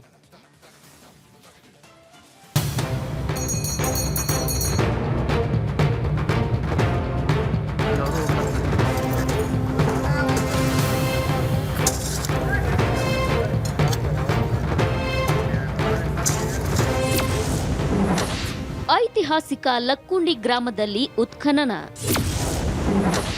ಜನರಿಗೆ ಮನೆ ಕಳೆದುಕೊಳ್ಳುವ ಆತಂಕ. ಗದಗ ಜಿಲ್ಲೆಯ ಐತಿಹಾಸಿಕ ಲಕ್ಕುಂಡಿ ಗ್ರಾಮದಲ್ಲಿ ನಿಧಿ ಸಿಕ್ಕ ಪ್ರಕರಣ ದೇಶಾದ್ಯಂತ ಭಾರಿ ಸಂಚಲನ ಸೃಷ್ಟಿಸಿದೆ. 466 ಗ್ರಾಂ ಚಿನ್ನ ಮಾತ್ರವಲ್ಲ, ಮುತ್ತು, ರತ್ನ, ಹವಳ, ಚಿನ್ನ, ಬೆಳ್ಳಿ ಸೇರಿ ಪುರಾತನ ವಸ್ತುಗಳನ್ನು ಗ್ರಾಮಸ್ಥರು ಸಂಗ್ರಹಿಸಿದ್ದಾರೆ.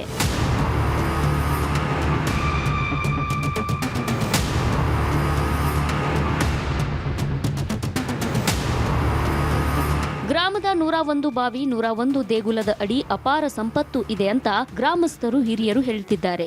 ಇದನ್ನ ಗಂಭೀರವಾಗಿ ಪರಿಗಣಿಸಿರುವ ಸರ್ಕಾರ ಉತ್ಖನನ ಮಾಡಲು ಶುರು ಮಾಡಿದೆ. ಕೋಟೆ ವೀರಭದ್ರೇಶ್ವರ ದೇಗುಲದ ಆವರಣದಲ್ಲಿ ಉತ್ಖನನ ಮಾಡಲಾಗ್ತಿದೆ. ಆದ್ರೆ ಗ್ರಾಮಸ್ಥರಿಗೆ ಮನೆ ಕಳೆದುಕೊಳ್ಳುವ ಆತಂಕ ಶುರುವಾಗಿದೆ.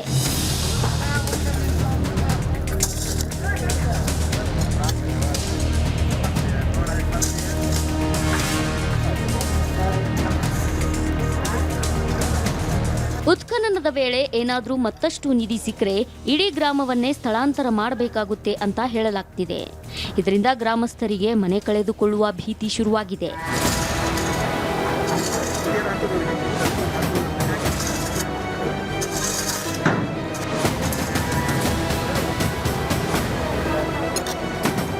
ಇನ್ನೂ ಕೆಲ ಗ್ರಾಮಸ್ಥರು ಲಕ್ಕುಂಡಿ ಗ್ರಾಮದ ಸ್ಥಳಾಂತರಕ್ಕೆ ಒಪ್ಪಿದ್ದಾರೆ. ಆದ್ರೆ ಕೆಲವರು ಬೇಡಿಕೆ ಈಡೇರಿಸಿದ್ರೆ ಮಾತ್ರ ನಮ್ಮನ್ನ ಶಿಫ್ಟ್ ಮಾಡಿ ಅಂತಿದ್ದಾರೆ. ಸರ್ಕಾರ ನಮಗೆ 30x30 ಜಾಗ ನೀಡಿದ್ರೆ ನಾವು ಹೋಗಲ್ಲ. ನಾವು ವಾಸ ಮಾಡುವ ಪ್ರದೇಶದಷ್ಟು ಜಾಗವನ್ನು ನೀಡಬೇಕು, ಇಲ್ಲದಿದ್ರೆ ನಾವು ಸ್ಥಳಾಂತರ ಆಗ್ತಿಲ್ಲ ಅಂತಿದ್ದಾರೆ. ಗ್ರಾಮವನ್ನು ಸ್ಥಳಾಂತರ ಮಾಡಿದರೆ ಪರ್ಯಾಯವಾಗಿ ಗ್ರಾಮಸ್ಥರಿಗೆ ಎಲ್ಲ ಅನುಕೂಲ ಮಾಡಿಕೊಡ್ಬೇಕು.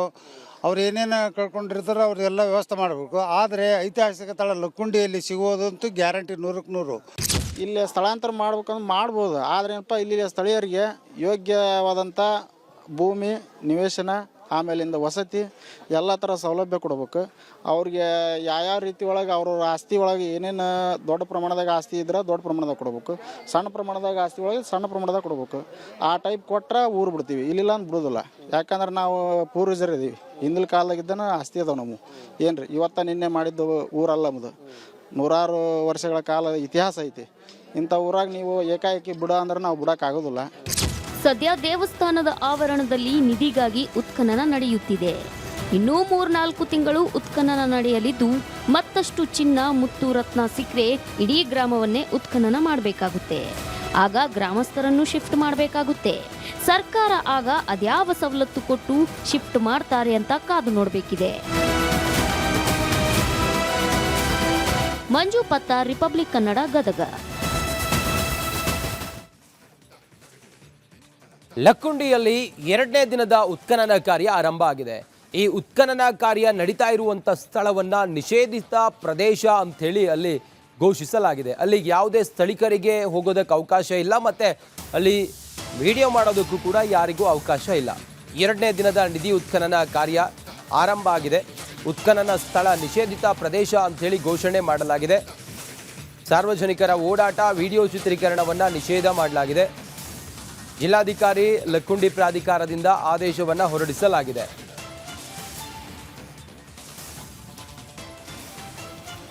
ಕೂಡ ಹೋಗಬಾರ್ದು. ಮತ್ತು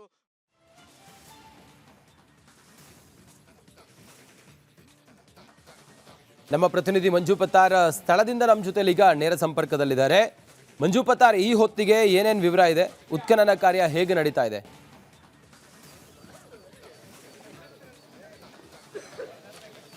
ಹೌದು ರಂಜಿತ್, ಗದಗ ತಾಲೂಕಿನ ಲಕ್ಕುಂಡಿ ಗ್ರಾಮದಲ್ಲಿ ನಿಧಿ ಸಿಕ್ಕ ಬೆನ್ನಲ್ಲೇ ಇವತ್ತು 2ನೇ ದಿನಕ್ಕೆ ಉತ್ಖನನ ಕಾರ್ಯ ನಡೀತಾ ಇದೆ. ನಾವು ಇಲ್ಲಿ ನೋಡ್ತಾ ಇರ್ಬೋದು, ಸುಮಾರು 35ರಿಂದ 40ಕ್ಕೂ ಹೆಚ್ಚು ಕಾರ್ಮಿಕರು ಈ ಒಂದು ನಿಧಿ ಉತ್ಖನನ ಕಾರ್ಯದಲ್ಲಿ ಭಾಗಿಯಾಗಿದ್ದಾರೆ. ನಿನ್ನೆ ಗದಗ ಜಿಲ್ಲಾಧಿಕಾರಿಗಳಾದಂಥ CN ಶ್ರೀಧರ್ ಅವರು ಮತ್ತು ಗದಗ SP ಅವರಾದಂಥ ರೋಹನ್ ಜಗದೀಶ್ ಅವರು ಚಾಲನೆ ಕೊಟ್ಟರು. ಆ ಚಾಲನೆ ಕೊಟ್ಟ ನಂತರ ಇವಾಗ ಏನು ಉತ್ಖನನ ಕಾರ್ಯ ನಡೀತಾ ಇದೆ. ಈ ಒಂದು ಉತ್ಖನನ ಕಾರ್ಯಕ್ಕೆ ಇಲ್ಲಿ ಈಗ ನಿಷೇಧಿತ ಪ್ರದೇಶ ಅಂಥೇಳಿ ಕೂಡ ಜಿಲ್ಲಾಡಳಿತ ಮತ್ತು ಲಕ್ಕುಂಡಿ ಪ್ರಾಧಿಕಾರದ ಅಧಿಕಾರಿಗಳು ಕೂಡ ಸೂಚನೆ ಆದೇಶ ಮಾಡಿದ್ದಾರೆ. ಹೀಗಾಗಿ ಈ ಒಂದು ಪ್ರದೇಶವನ್ನು ನಿಷೇಧಿತ ಪ್ರದೇಶವಾಗಿ ಘೋಷಣೆ ಮಾಡಿದ್ದಾರೆ. ಯಾವುದೇ ರೀತಿಯಿಂದ ಇಲ್ಲಿ ಸಾರ್ವಜನಿಕರು ಕೂಡ ಬರಬಾರ್ದು, ಹೀಗಾಗಿ ಏನು ಭದ್ರತೆಯನ್ನು ಕೂಡ ಇಲ್ಲಿ ಆಯೋಜನೆ ಮಾಡಿದ್ದಾರೆ. ಈ ಒಂದು ಪ್ರದೇಶದಲ್ಲಿ ಸಾರ್ವಜನಿಕರು ಪ್ರವೇಶವನ್ನು ನಿರ್ಬಂಧಿಸ ಮಾಡಲಾಗಿದೆ. ಅದು ಹಾಗೆ ಸಾರ್ವಜನಿಕರು ಕೂಡ ಫೋಟೋಗ್ರಾಫಿ ಆಗಿರ್ಬೋದು, ವಿಡಿಯೋಗ್ರಾಫಿ ಕೂಡ ಮಾಡಬಾರ್ದು. ನಾವು ಇಲ್ಲಿ ಏನು ಕೋಟೆ ವೀರಭದ್ರೇಶ್ವರ ದೇವಸ್ಥಾನ ಏನಿದೆ, ಈ ಒಂದು ಕೋಟೆ ವೀರಭದ್ರೇಶ್ವರ ದೇವಸ್ಥಾನ ಮುಂಭಾಗದಲ್ಲಿರುವಂಥ ಏನು ಪುಷ್ಕರಣಿ ಇದೆ, ಪುಷ್ಕರಣಿ ಬಾಜುಕ ಚಂದ್ರ ದೇವಸ್ಥಾನ ಕೂಡ ಇದೆ. ಆ ಒಂದು ದೇವಸ್ಥಾನ ಭಾಗದಲ್ಲಿಯೇ ಇಲ್ಲಿ ಒಂದು ಉತ್ಖನನ ಕಾರ್ಯ ನಡೀತಾ ಇದೆ. ಇವಾಗ ನೋಡ್ತಾ ಇರ್ಬೋದು, ನಿನ್ನೆ 2 ಫೀಟ್ನಷ್ಟು ತೆಗೆದಿದ್ರು. ಇವತ್ತು ಬೆಳಗಿನ ಜಾವ 8 ಗಂಟೆಯಿಂದನೂ ಕೂಡ ಇಲ್ಲಿ ಉತ್ಖನನ ಕಾರ್ಯ ನಡೀತಾ ಇರೋದರಿಂದ ಬರದಿಂದನೂ ಕೂಡ ಇಲ್ಲಿ ಉತ್ಖನನ ಕಾರ್ಯ ನಡೀತಾ ಇದೆ ಅಂತಲೇ ಹೇಳ್ಬೋದು. ಏನು 10x10 4 ಪಾಯಿಂಟ್ಗಳನ್ನು ಮಾಡ್ಕೊಂಡಿದ್ದಾರೆ. ಇಲ್ಲಿ ಸುಮಾರು 35ರಿಂದ 40ಕ್ಕೂ ಹೆಚ್ಚು ಕಾರ್ಮಿಕರು ಕೂಡ ಒಂದು ಉತ್ಖನನ ಕಾರ್ಯದಲ್ಲಿ ಭಾಗಿಯಾಗಿದ್ದಾರೆ. ಅತಿ ಸೂಕ್ಷ್ಮವಾಗಿಯೂ ಕೂಡ ಇಲ್ಲಿ ಮಣ್ಣು ತೆಗೆಯುವಂಥ ಕಾರ್ಯ ನಡೀತಾ ಇದೆ. ಇಲ್ಲಿ ಇವಾಗ ಈ ಒಂದು 7ರಿಂದ 8 ಅಡಿ ತೆಗೆದ ನಂತರ ಇಲ್ಲಿ ಮೂಲ ನೈಜ ಲಕ್ಕುಂಡಿ ಪತ್ತೆ ಆಗತ್ತೆ. ಯಾಕಂತಂದರೆ ಇಲ್ಲಿ ನಾವು ಏನು ನಿಂತ್ಕೊಂಡಿದ್ದೇವೆ ಇದು ಬಹಳಷ್ಟು ಹೈಟಿಗೆ ಇದೆ, ಆದರೆ ಕಡಿಮೆ ಪ್ರಮಾಣದ ಅಂತಂದರೆ ಈ ಭಾಗದಲ್ಲಿ ಏನು ಕೋಟೆ ವೀರಭದ್ರೇಶ್ವರ ದೇವಸ್ಥಾನ ಇದೆ. ಈ ಒಂದು ದೇವಸ್ಥಾನ ಬಹಳಷ್ಟು ತಗ್ಗು ಪ್ರದೇಶದಲ್ಲಿ ಇದೆ. ಇಲ್ಲಿ ನೋಡ್ತಾ ಇರ್ಬೋದು, ಇಷ್ಟೊಂದು ಪ್ರಮಾಣದ ತಗ್ಗು ಪ್ರದೇಶದಲ್ಲಿ ಅಂತಂದರೆ ಇಷ್ಟು ತಗ್ಗು ಪ್ರದೇಶದಲ್ಲಿ ಹೋಗಬೇಕಾಗತ್ತೆ. ಈ ಪ್ರದೇಶಕ್ಕೆ ಹೋದಾಗ ಇದು ಮೂಲ ಲಕ್ಕುಂಡಿ. ಈ ಒಂದು ದೇವಸ್ಥಾನದ ಮೆಟ್ಲ ಏನಿದೆ, ಈ ದೇವಸ್ಥಾನಕ್ಕೆ ಒಳಗಡೆ ಏನು ಹೋಗ್ತೇವೆ, ಇದು ಮೂಲ ಲಕ್ಕುಂಡಿ. ಇಲ್ಲಿಂದ ಈ ರೀತಿ ಅಂದರೆ ಇಲ್ಲಿ ನಾವು ನೋಡ್ತಾ ಇರ್ಬೋದು ಉತ್ಖನನ ಕಾರ್ಯ ಏನು ನಡೀತಾ ಇದೆ, ಇದು ಇಷ್ಟೊಂದು ಹೈಟಿಗಿದೆ. ಇಷ್ಟೊಂದು ಹೈಟಿಗಿರೋದ್ರಿಂದ ಇಷ್ಟು ಪ್ರಮಾಣದ 7ರಿಂದ 8 ಅಡಿಯಷ್ಟು ಆ ಮಣ್ಣು ತೆಗೆದಂಥ ಸಮಯದಲ್ಲಿ ಈ ಒಂದು ಪ್ರದೇಶದಲ್ಲಿ ಮೂಲ ಲಕ್ಕುಂಡಿ ನಮಗೆ ಇಲ್ಲಿ ಗೊತ್ತಾಗುತ್ತೆ. ಇಲ್ಲ ನೋಡ್ತಾ ಇರ್ಬೋದು, ಈ ರೀತಿ ಮಣ್ಣಿದೆಯಲ್ಲ, ಇದನ್ನು ಸುಮಾರು 7ರಿಂದ 8 ಅಡಿಯಷ್ಟು ಇದರ ತೆಗೆದಂಥ ಸಮಯದಲ್ಲಿ ಮೂಲ ಲಕ್ಕುಂಡಿ ಇಲ್ಲಿ ಗೋಚರವಾಗುತ್ತೆ. ಅದಾದ ಸಮಯದಲ್ಲಿ ಇಲ್ಲಿ ನಿಜವಾದ ಉತ್ಖನನ ಆರಂಭವಾಗುತ್ತೆ. ಅಲ್ಲಿಂದ ಈವರೆಗೂ ಕೂಡ ಒಂದು ಸೇತುವೆ ಇದೆ, ಒಂದು ದೇವಸ್ಥಾನ ಇದೆ, ಅಥವಾ ಏನು ಪುರಾತನ ಇಲಾಖೆ ವಸ್ತುಗಳು ಸಿಗಬಹುದು ಅಂಥೇಳಿ ಸಾಕಷ್ಟು ಇಲ್ಲಿಯ ಜನರು ಮತ್ತು ಅಧಿಕಾರಿಗಳು ಕೂಡ ಹೇಳ್ತಾ ಇದ್ದಾರೆ. ರಂಜಿತ್, ಮಂಜು ಬತ್ತಾರ, ಈಗ ಅಲ್ಲಿನ ಆ ಉತ್ಖನನ ಜಾಗ ನಿಷೇಧಿತ ಪ್ರದೇಶ ಅಂಥೇಳಿ ಘೋಷಿಸಿದ್ದಾರೆ. ಜೊತೆಗೆ ಅಲ್ಲಿನ ಗ್ರಾಮಸ್ಥರನ್ನ ಅಲ್ಲಿಂದ ಖಾಲಿ ಮಾಡಬೇಕು ಅಂಥೇಳಿ ಕೂಡ ಹೇಳ್ತಾ ಇದ್ದಾರೆ. ಸದ್ಯ ಗ್ರಾಮಸ್ಥರೆಲ್ಲ ಆ ಜಾಗ ಬಿಟ್ಟು ಹೋಗೋದಕ್ಕೆ ರೆಡಿ ಇದ್ದಾರಾ? ಗ್ರಾಮಸ್ಥರು ಯಾರಾದರೂ ಇದ್ರೆ ಅವ್ರನ್ನ ಮಾತಾಡಿಸ್ಬೋದಾ ಮಂಜು ಪತ್ತಾರ್?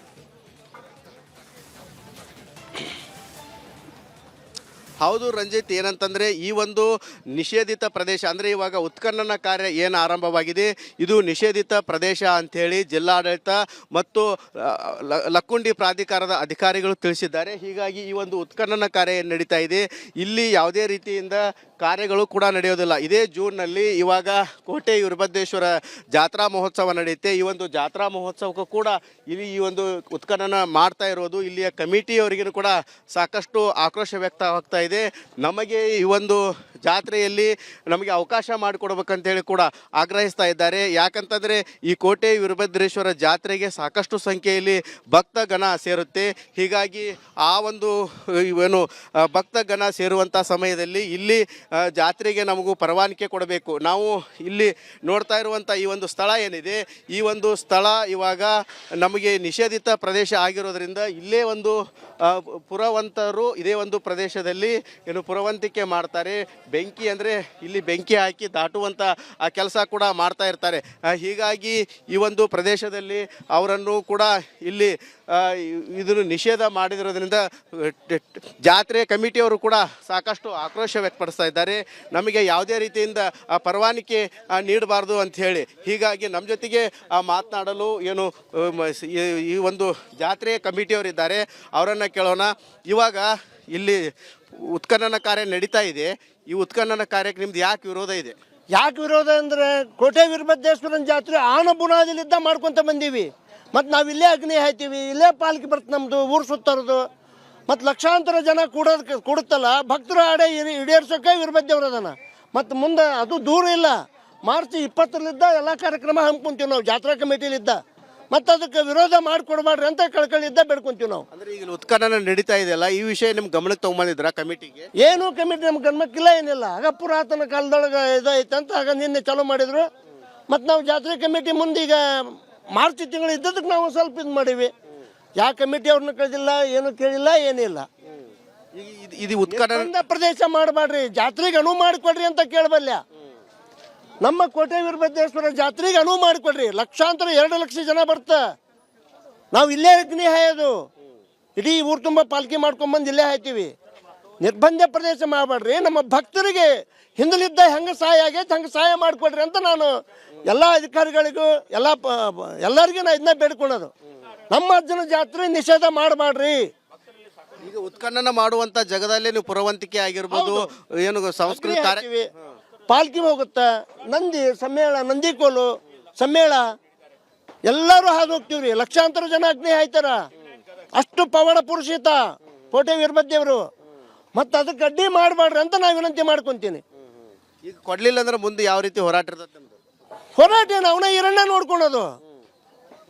ಬೆಂಕಿ ಕೂಟ ಆಟ ಆಡಿದಾಗ ನೀವು ಎಷ್ಟು ವರ್ಷದಿಂದ ಮಾಡ್ತಿದ್ರಿ, ನೀವು ಈ ಸರಿ ಮಾಡ್ತೀರಾ ಅಥವಾ ಏನು ಜಾತ್ರೆನ ನಿಷೇಧ ಆಗತ್ತಂತೀರ? ಜಾತ್ರೆ ಮಾಡ್ತೀವಿ ನಾವು, ಹಾಗೆ ಆಗುತ್ತದ ಜಾತ್ರೆ. ಅವ ಹೆಂಗೆ ಮಾಡಿಸ್ಕೊಂತ ನಾವು ಗುರ್ತದು, ಅವ ಮಾಡಿಸ್ಕೊಂತಾನ. ಜಾತ್ರೆ ಮಾತ್ರ ನಿರ್ಬಂಧ ಮಾಡಂಗಿಲ್ಲ. ಹಿರಣ್ಣನ ಜಾತ್ರೆ ಮಾಡೋದ್ರಿ, ಹಿರಣ್ಣನ ಜಾತ್ರೆ ಆಗತ್ತ.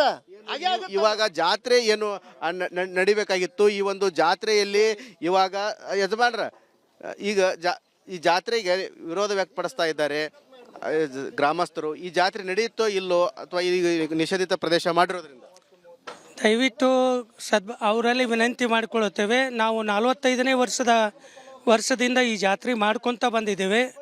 ಇವರು ಸದ್ಭಕ್ತರಿಗೆ ತಾವೆಲ್ಲ ಅನುಕೂಲ ಮಾಡಿಕೊಡ್ಬೇಕು. ಒಂದು ವೇಳೆ ಅನುಕೂಲ ಮಾಡಿಕೊಡ್ದೇ ಇದ್ರೆ ನಮ್ಮ ಕೋಟೆ ವೀರಭದ್ರೇಶ್ವರ ಯುವಕ ಸಂಘದಿಂದ ಮತ್ತು ಈ ಊರಿನ ಕೆಲವು ಗಣ್ಯರಿಂದ ನಾವು ಚರ್ಚೆ ಮಾಡಿ ಮುಂದೆ ಆ ಜಾತ್ರೆ ಮಾಡಲಿಕ್ಕೆ ಯಾವ ರೀತಿ ಕ್ರಮ ಕೈಗೊಳ್ಬೇಕು, ಆ ಬಳಿಕ ನಾವು ಮುಂದೆ ಯಾವ ರೀತಿ ವರಿಬೇಕು ಅನ್ನೋದು ಯುವಕ ಸಂಘದ ಎಲ್ಲ ಯುವಕರನ್ನು ಕೂಡಿಸಿ ಇವತ್ತು ನಾವು ಮೀಟಿಂಗ್ ಮಾಡಿ ಮುಂದೆ ಆ ಕ್ರಮವನ್ನು ಜರುಗಿಸ್ತೀವಿ ಅಂತ ಹೇಳಿ. ಏನಂತಂದ್ರೆ ಇವಾಗ ಈ ಗ್ರಾಮಸ್ಥರು ಕೂಡ ಸಾಕಷ್ಟು ವಿರೋಧ ವ್ಯಕ್ತಪಡಿಸ್ತಾ ಇದ್ದಾರೆ. ಉತ್ಖನನ ಮಾಡುವ ಸ್ಥಳದಲ್ಲಿ ಏನು ಜಾತ್ರಾ ಮಹೋತ್ಸವ ನಡೆಯುತ್ತೆ, ಹೀಗಾಗಿ ಒಂದು ನಮಗೆ ಜಾತ್ರಾ ಮಹೋತ್ಸವಕ್ಕೆ ಅವಕಾಶ ಕೊಡಬೇಕು, ಇಲ್ಲವಾದರೆ ಮುಂದಿನ ದಿನಗಳಲ್ಲಿ ನಾವು ಉಗ್ರವಾದ ಹೋರಾಟ ಮಾಡ್ತೇವೆ ಕೂಡ ಎಚ್ಚರಿಕೆ ಕೊಡ್ತಾ ಇದ್ದಾರೆ. ನಾವು ಇವತ್ತು ಇಡೀ ಕಮಿಟಿಯವರೆಲ್ಲ ಸೇರಿಕೊಂಡು ಯಾವ ರೀತಿ ನಿರ್ಧಾರ ಕೈಗೊಳ್ಳಬೇಕು ಅನ್ನೋದನ್ನು ಕೂಡ ನಿರ್ಧಾರ ಮಾಡ್ತೇವೆ ಅಂತ ಹೇಳ್ತಾ ಇದ್ದಾರೆ. Ranjit. Okay Manju Patar, thank you ನಿಮ್ಮೆಲ್ಲ ಮಾಹಿತಿಗಾಗಿ. SSLC ಪ್ರಶ್ನೆ ಪತ್ರಿಕೆಯನ್ನು ಸೇಲ್ ಮಾಡಿರೋದು 30ರಿಂದ 500 ರೂಪಾಯಿವರೆಗೆ, 30 ರೂಪಾಯಿಯಿಂದ 500 ರೂಪಾಯಿವರೆಗೂ ಕೂಡ ಹಣ ತಗೊಂಡು ಸೇಲ್ ಮಾಡಿದ್ದಾರೆ. ಯಾವುದರಲ್ಲಿ? ಟೆಲಿಗ್ರಾಮ್ನಲ್ಲಿ ಸೇಲ್ ಮಾಡಿದಂಥ ಆರೋಪಿಯನ್ನು ಈಗ ಪೊಲೀಸರು ಬಂಧನ ಮಾಡಿದ್ದಾರೆ. SSLC ಪ್ರಶ್ನೆ ಪತ್ರಿಕೆಯ ಸೇಲ್ ವಿಚಾರ ಇದು. ಟೆಲಿಗ್ರಾಮ್ ಮೂಲಕ SSLC ಪ್ರಶ್ನೆ ಪತ್ರಿಕೆಯನ್ನು, ಕ್ವಶನ್ ಪೇಪರನ್ನು ಸೇಲ್ ಮಾಡಿದ್ದು. 30 ರೂಪಾಯಿಯಿಂದ 500 ರೂಪಾಯಿವರೆಗೂ ಕೂಡ ಮಾರಾಟ ಮಾಡಿದ್ದಂಥ ಆರೋಪಿಯನ್ನು ಈಗ ಬಂಧನ ಮಾಡಿದ್ದಾರೆ ಸಿಲಿಕಾನ್ ಸಿಟಿ ಪೊಲೀಸರು. ಪ್ರಶ್ನೆ ಪತ್ರಿಕೆ ಮಾರಾಟ ಜಾಲ ಬಯಲಾಗಿದ್ದು ಹೇಗೆ ಗೊತ್ತಾ? ರಿಪಬ್ಲಿಕ್ ಕನ್ನಡದಲ್ಲಿ ಪೊಲೀಸ್ ಬೇಟೆಯ ಇಂಟ್ರೆಸ್ಟಿಂಗ್ ಸ್ಟೋರಿಯನ್ನು ನಾವು ನಿಮ್ಮ ಮುಂದೆ ತೆರೆದಿರ್ತಾ ಇದ್ದೀವಿ. ಪ್ರಶ್ನೆ ಪತ್ರಿಕೆಯನ್ನು ಸೇಲ್ ಮಾಡಿದ್ದು ಟೆಲಿಗ್ರಾಮ್ನಲ್ಲಿ 50 ರೂಪಾಯಿ ಅಂತೆ, 30 ರೂಪಾಯಿ ಅಂತೆ, 500 ರೂಪಾಯಿವರೆಗೂ ಕೂಡ ಸೇಲ್ ಮಾಡಿದ್ದಾರೆ. ಸದ್ಯ ಈ ಜಾಲವನ್ನು ಈಗ ಪೊಲೀಸರು ಭೇದಿಸಿದ್ದಾರೆ. ಕಿಂಗ್ ಪಿನ್ ಅನ್ನು ವಶಕ್ಕೂ ಕೂಡ ಪಡ್ಕೊಂಡಿದ್ದಾರೆ. ಮುಂದುವರೆದು ಗಮನಿಸ್ತಾ ಹೋದರೆ ಪ್ರಶ್ನೆ ಪತ್ರಿಕೆ ಸೇಲ್ ಟೆಲಿಗ್ರಾಮ್ನಲ್ಲಿ ಮಾಡಿರೋ ಪ್ರಕರಣ, IP ಅಡ್ರೆಸ್ ಮೂಲಕ ಪ್ರಶ್ನೆ ಪತ್ರಿಕೆಯನ್ನು ಮಾರಾಟ ಮಾಡಿರುವಂಥ ಜಾಲ ಪತ್ತೆಯಾಗಿದೆ. ವಾಟರ್ ಮಾರ್ಕ್ ಮೂಲಕ 4 ಅಪ್ರಾಪ್ತರು ಲಾಕ್ ಆಗಿದ್ದಾರೆ. ವಿದ್ಯಾರ್ಥಿಗಳಿಂದ ಟೆಲಿಗ್ರಾಮ್ನಲ್ಲಿ ಪ್ರಶ್ನೆ ಪತ್ರಿಕೆಗಳ ಮಾರಾಟ ಇದು ವಿದ್ಯಾರ್ಥಿಗಳೇ ಮಾಡಿರೋದು. ಪ್ರತಿ ಶಾಲೆಗೂ ಒಂದೊಂದು ವಾಟರ್ ಮಾರ್ಕ್ ಇರುತ್ತೆ, ಪ್ರತಿ ಶಾಲೆಗೂ ಒಂದೊಂದು ವಾಟರ್ ಮಾರ್ಕ್. ಪ್ರಶ್ನೆ ಪತ್ರಿಕೆ ಪ್ರಿಂಟ್ ತೆಗೆದ ವೇಳೆ ಶಾಲೆಯ ವಾಟರ್ ಮಾರ್ಕ್ ಪತ್ತೆ ಆಗುತ್ತೆ. ಇದರ ಆಧಾರದಲ್ಲಿ ಶಾಲೆಯನ್ನು ಟ್ರೇಸ್ ಮಾಡ್ತಾರೆ ಪೊಲೀಸರು. ಆಗ ಗೊತ್ತಾಗುತ್ತೆ ಆರೋಪಿಗಳು ಯಾರು ಅಂತೇಳಿ. 4 ಜನ ವಿದ್ಯಾರ್ಥಿಗಳು ಈ ಕೃತ್ಯದಲ್ಲಿ ಭಾಗಿಯಾಗಿರೋದು ಕೂಡ ಪತ್ತೆಯಾಗುತ್ತೆ. ವಿದ್ಯಾರ್ಥಿಗಳು ಭಾಗಿಯಾಗಿದ್ದಂತೆ ವಿದ್ಯಾರ್ಥಿಗಳಿಂದ 1300 ರೂಪಾಯಿ ರಿಕವರಿ ಮಾಡಿದ್ದಾರೆ ಪೊಲೀಸರು. 500 ರೂಪಾಯಿ 300 ರೂಪಾಯಿಗಳ ಪ್ರಶ್ನೆ ಪತ್ರಿಕೆಯನ್ನು ಸೇಲ್ ಮಾಡಿದ್ದು. ವಿದ್ಯಾರ್ಥಿಗಳಿಂದ ಸುಮಾರು 1300 ರೂಪಾಯಿನ ರಿಕವರಿ ಮಾಡಿದ್ದಾರೆ. ಒಂದೊಂದು ಶಾಲೆಗೆ ಒಂದೊಂದು ವಾಟರ್ ಮಾರ್ಕನ್ನು ಇವರು ಹಾಕ್ತಾ ಇದ್ರು ಅನ್ನೋದೆಲ್ಲವೂ ಕೂಡ ಈಗ ಪೊಲೀಸರ ತನಿಖೆ ವೇಳೆ ಒಂದೊಂದೇ ಬಯಲಾಗ್ತಾ ಇದೆ. ಸದ್ಯಕ್ಕೆ ತನಿಖೆ ಮುಂದುವರೆದಿದೆ. ಹೆಚ್ಚಿನ ಮಾಹಿತಿಯೊಂದಿಗೆ ನಮ್ಮ ಪ್ರತಿನಿಧಿ ಅಭಿಷೇಕ್ ಜಯಶಂಕರ್ ಈಗ ನಮ್ಮ ಜೊತೆಲಿ ನೇರ ಸಂಪರ್ಕದಲ್ಲಿದ್ದಾರೆ. ಅಭಿಷೇಕ್, ಈ ಪ್ರಶ್ನೆ ಪತ್ರಿಕೆ ಸೋರಿಕೆ ಆಯ್ತಲ್ಲ, ಇದು ಸೇಲ್ ಆಗಿದೆ, ವಿದ್ಯಾರ್ಥಿಗಳು ಇದನ್ನ ಸೇಲ್ ಮಾಡಿದ್ರು, ಈ ಜಾಲ ಬಯಲಾಗಿದ್ದು ಹೇಗೆ? ಪೊಲೀಸರ ತನಿಖೆ ಹೇಗಿತ್ತು? ಸದ್ಯ ಯಾರವರು? 4 ಜನ ವಿದ್ಯಾರ್ಥಿಗಳಂತೆ, ಯಾರವರು ಅಭಿಷೇಕ್?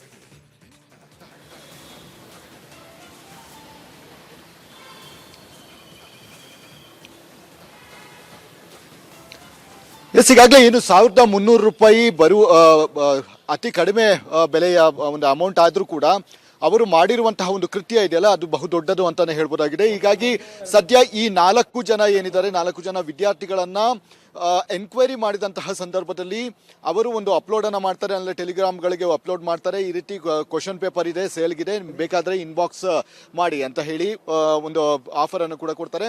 30 ರೂಪಾಯಿಗೆ, 50 ರೂಪಾಯಿಗೆ, 500 ರೂಪಾಯಿಗೆ, 1000 ರೂಪಾಯಿಗೆ ಈ ರೀತಿಯಾಗಿ ಅವರು ಪ್ರಶ್ನೆ ಪತ್ರಿಕೆಯನ್ನ ಕಳಿಸುವಂತಹ ಒಂದು ಪ್ರಕ್ರಿಯೆಗಳು ಕೂಡ ನಡೆಯುತ್ತೆ. ಇಲ್ಲಿ ಪ್ರತಿಯೊಂದು ಶಾಲೆಗೂ ಕೂಡ ಅಂದರೆ ಅಧಿಕೃತವಾದಂತಹ ಅನುಮೋದಿತ ಶಾಲೆಗಳಿಗೆ ಪ್ರಶ್ನೆ ಪತ್ರಿಕೆಗಳನ್ನ ಪ್ರಿಂಟ್ಔಟ್ ತೆಗಿಬೇಕು ಅಂತ ಹೇಳಿದ್ರೆ ಅದಕ್ಕೆ ಒಂದಷ್ಟು ಪ್ರೊಸೀಜರ್ ಇದೆ. ಮತ್ತೆ ವಾಟರ್ ಮಾರ್ಕ್ ಏನಿದೆ, ಆ ವಾಟರ್ ಮಾರ್ಕ್ ಸಮೇತವಾಗಿ ಆ ಪ್ರಶ್ನೆ ಪತ್ರಿಕೆಗಳು ಹೊರಗಡೆ ಬರುತ್ತೆ, ಅದು ಅಧಿಕೃತ ಅಂತ ಅನಿಸಿಕೊಳ್ಳುತ್ತೆ. ಹೀಗಾಗಿ ಯಾವ ಶಾಲೆಯಿಂದ ಅಂದ್ರೆ ಅದರಲ್ಲಿದ್ದಂತಹ ಒಂದು ವಾಟರ್ ಮಾರ್ಕ್ ಏನಿದೆ, ಆ ವಾಟರ್ ಮಾರ್ಕ್ ಮುಖಾಂತರ ಯಾವ ಶಾಲೆಯ ಕಚೇರಿಯಿಂದ ಈ ಒಂದು ಪ್ರಶ್ನೆ ಪತ್ರಿಕೆ ಲೀಕ್ ಆಗಿದೆ ಅನ್ನುವಂತಹ ವಿಚಾರವನ್ನ ಉತ್ತರ ವಿಭಾಗ ಸೆನ್ ಪೊಲೀಸರು ಬಯಲಿಗೆಳೆದಿದ್ದಾರೆ. ನಂತರ ಆ ಶಾಲೆಯಲ್ಲಿದ್ದಂತಹ CCTVಗಳನ್ನು ಮತ್ತೆ ಇನ್ನಿತರ ಜನರನ್ನ ವಿಚಾರಣೆ ನಡೆಸಿದಂತಹ ಸಂದರ್ಭದಲ್ಲಿ 4 ಜನ ವಿದ್ಯಾರ್ಥಿಗಳು ಈಗ ಸಿಕ್ಕಿಬಿಟ್ಟಿರುವಂಥದ್ದು. ಅಂದ್ರೆ ಈಗ ಸದ್ಯದ ಮಟ್ಟಿಗೆ ಅವರ ಪೋಷಕರ ಸಮ್ಮುಖದಲ್ಲಿ ಪೊಲೀಸರು ವಿದ್ಯಾರ್ಥಿಗಳನ್ನ ವಿಚಾರಣೆ ನಡೆಸುವಂತಹ ಒಂದು ಕೆಲಸಗಳನ್ನು ಕೂಡ ಮಾಡ್ತಾರೆ. ಇಲ್ಲಿ ಯಾವುದೇ ರೀತಿಯಾದಂತಹ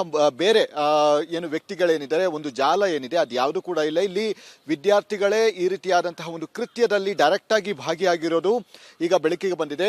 ಈಗ ಸದ್ಯದ ಮಟ್ಟಿಗೆ ಅದನ್ನ ಸೇಲ್ ಅಂದ್ರೆ ಯಾರು ತೆಗೆದುಕೊಂಡಿದ್ದಾರೋ ಅವರ ವಿರುದ್ಧವೂ ಕೂಡ ಇದರಲ್ಲಿ ಕೇಸನ್ನ ಮಾಡೋದಕ್ಕೆ ಈಗಾಗಲೇ ಪೊಲೀಸರು ಎಲ್ಲ ಸಿದ್ಧತೆಗಳನ್ನು ಕೂಡ ಮಾಡ್ಕೊಂಡಿದ್ದಾರೆ. ಅಂದ್ರೆ ಯಾರು ಪರ್ಚೇಸ್ ಅನ್ನ ಮಾಡಿದ್ದಾರೆ ಅವರು ಕೂಡ ಒನ್ ಆಫ್ ದಿ ಅಕ್ಯೂಸ್ ಅಂತ ಅನಿಸ್ಕೊಳ್ತಾರೆ. ಹೀಗಾಗಿ ಅವರ ವಿರುದ್ಧವೂ ಕೇಸನ್ನ ಮಾಡಿ ಯಾರ್ಯಾರು ಅಂದ್ರೆ ಇವರು ಯಾರ್ಯಾರಿಗೆ ಲಿಂಕ್ ಅನ್ನ ಕಳಿಸಿದ್ದಾರೆ ಅದರ ಒಂದು IP ಅಡ್ರೆಸ್ಗಳನ್ನ ಟ್ರೇಸ್ ಔಟ್ ಮಾಡಿ ಅದರಲ್ಲಿ ಯಾರಿದ್ದಾರೆ ಅಕೌಂಟ್ ಹೋಲ್ಡರ್ ಯಾರಿದ್ದಾರೆ ಅವರನ್ನು ಕೂಡ ಕರೆಸಿ ವಿಚಾರಣೆ ನಡೆಸಿ ಅವರಿಗೂ ಕೂಡ ನೋಟಿಸ್ ಅನ್ನು ನೀಡಲಾಗುತ್ತೆ. ಅವರು ಏನಾದರೂ ಅಪ್ರಾಪ್ತರು ಆದಂತಹ ಸಂದರ್ಭದಲ್ಲಿ ಅವರನ್ನು ತಮ್ಮ ಒಂದು ವಶಕ್ಕೆ ಪಡೆದುಕೊಳ್ಳುವಂತಹ ಪ್ರಕ್ರಿಯೆ ನಡೆಸಿ ನಂತರ ವಿಚಾರಣೆ ನಡೆಸುವಂತಹ ಒಂದು ಕೆಲಸಗಳು ಕೂಡ ನಡೆಯುತ್ತೆ. ಹೀಗಾಗಿ ಈ ರೀತಿಯಾದಂತಹ ಪ್ರಶ್ನೆ ಪತ್ರಿಕೆ ಸೋರಿಕೆ ಮಾಡೋದಿದೆಯಲ್ಲ, ಅದು ಬಹುದೊಡ್ಡ ಅಪರಾಧ ಆಗಿರುತ್ತೆ.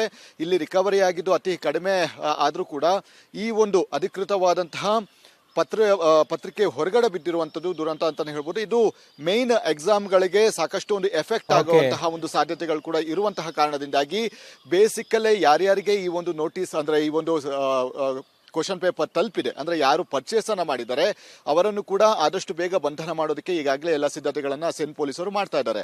ರಂಜಿತ್, ರಾಜ್ಯ ರಾಜಕೀಯದಲ್ಲಿ ಅಧಿಕಾರದ ಸಮರ ಮುಂದುವರೆದಿದೆ. ಯಾವಾಗ DK ಶಿವಕುಮಾರ್ ದೆಹಲಿಗೆ ಹಾರಿದ್ರೋ ಸಿದ್ದರಾಮಯ್ಯ ಈಗ ಬಾಡೂಟ ಪಾಲಿಟಿಕ್ಸ್ ಅನ್ನ ಶುರು ಮಾಡಿದ್ದಾರೆ. ತಮ್ಮ ಆಪ್ತರ ಜೊತೆಗೆ ಡಿನ್ನರ್ ಪಾಲಿಟಿಕ್ಸ್ ಅನ್ನ ಶುರು ಮಾಡೋ ಮೂಲಕ ನಯಾ ಪ್ಲಾನ್ ಮಾಡ್ತಿದ್ದಂಗೆ ಕಾಣಿಸ್ತಾ ಇದೆ ಸಿದ್ದರಾಮಯ್ಯ. ಏನಿದರ ತಾತ್ಪರ್ಯ ಅನ್ನೋದ್ರ ಬಗ್ಗೆ ಒಂದು ಡಿಟೇಲ್ ವರದಿ ಇಲ್ಲಿದೆ ನೋಡಿ.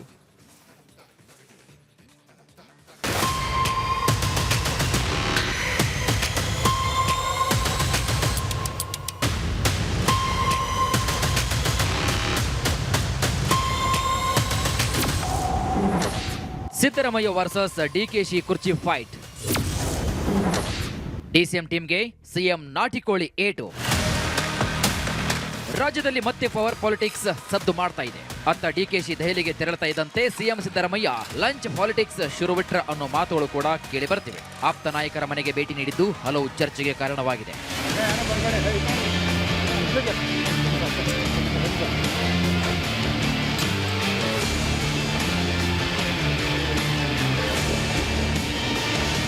ತುಮಕೂರಿನ ಖ್ಯಾತ ಸಂದ್ರ ಬಳಿ ಇರುವಂತಹ KN ರಾಜಣ್ಣ ಮನೆಗೆ ಭೇಟಿ ನೀಡಿದಂತಹ CM ಸಿದ್ದರಾಮಯ್ಯ ನಾಟಿಕೋಳಿ ಸಾಂಬಾರು, ಮುದ್ದೆ, ಕಬಾಬ್, ಬಿರಿಯಾನಿ ಸವಿದ್ರು.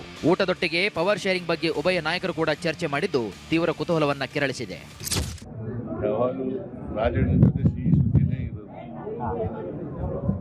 ಅಲ್ಲ, ತಮ್ಮ ಅವಧಿಯಲ್ಲಿ ಅವರು ನಿಗಮನೆ ಕೊಡಬೇಕು ಅಂತ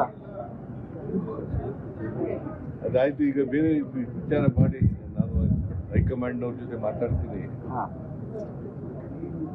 ಮಾತಾಡಿ ಬೇರೆ ವಿಚಾರ ಏನಾದ್ರು DKC ಅವರು ಡೆಲ್ಲಿ ಹೋಗಿದ್ದಾರೆ ಸರ್. DKC ಅವರು. ನಂಗೆ ಗೊತ್ತಿಲ್ಲಪ್ಪ ನಾನು. ಇದನ್ನೆಲ್ಲ ನೋಡ್ತಾ ಇದ್ರೆ ಸಿದ್ದರಾಮಯ್ಯ ಡಿಕೆ ಶಿವಕುಮಾರ್ ನಡುವೆ ಮತ್ತೆ ಕುರ್ಚಿ ಫೈಟ್ ಶುರುವಾಯ್ತಾ ಎಂಬ ಅನುಮಾನ ಮೂಡುತ್ತೆ. ಅತ್ತ ರಾಹುಲ್ ಗಾಂಧಿ ಜೊತೆಗೆ ಮಾತನಾಡಲು ಡಿಕೆಶಿ ತಯಾರಿ ನಡೆಸಿದ್ರೆ ಇತ್ತ ಸಿಎಂ ಸಿದ್ದರಾಮಯ್ಯ ಹೊಸತಂತ್ರ ಹೆಣಿತಾ ಇರುವಂತೆ ಕಾಣ್ತಾ ಇದೆ. ಡಿಕೆ ಟೀಮ್ಗೆ ನಾಟಿ ಕೋಳಿ ಘಾಟಿನ ಸಂದೇಶ ರವಾನಿಸಿದ್ರ ಎಂಬ ಗುಸುಗುಸು ಕೂಡ ಅಲ್ಲಲ್ಲಿ ಶುರುವಾಗಿದೆ.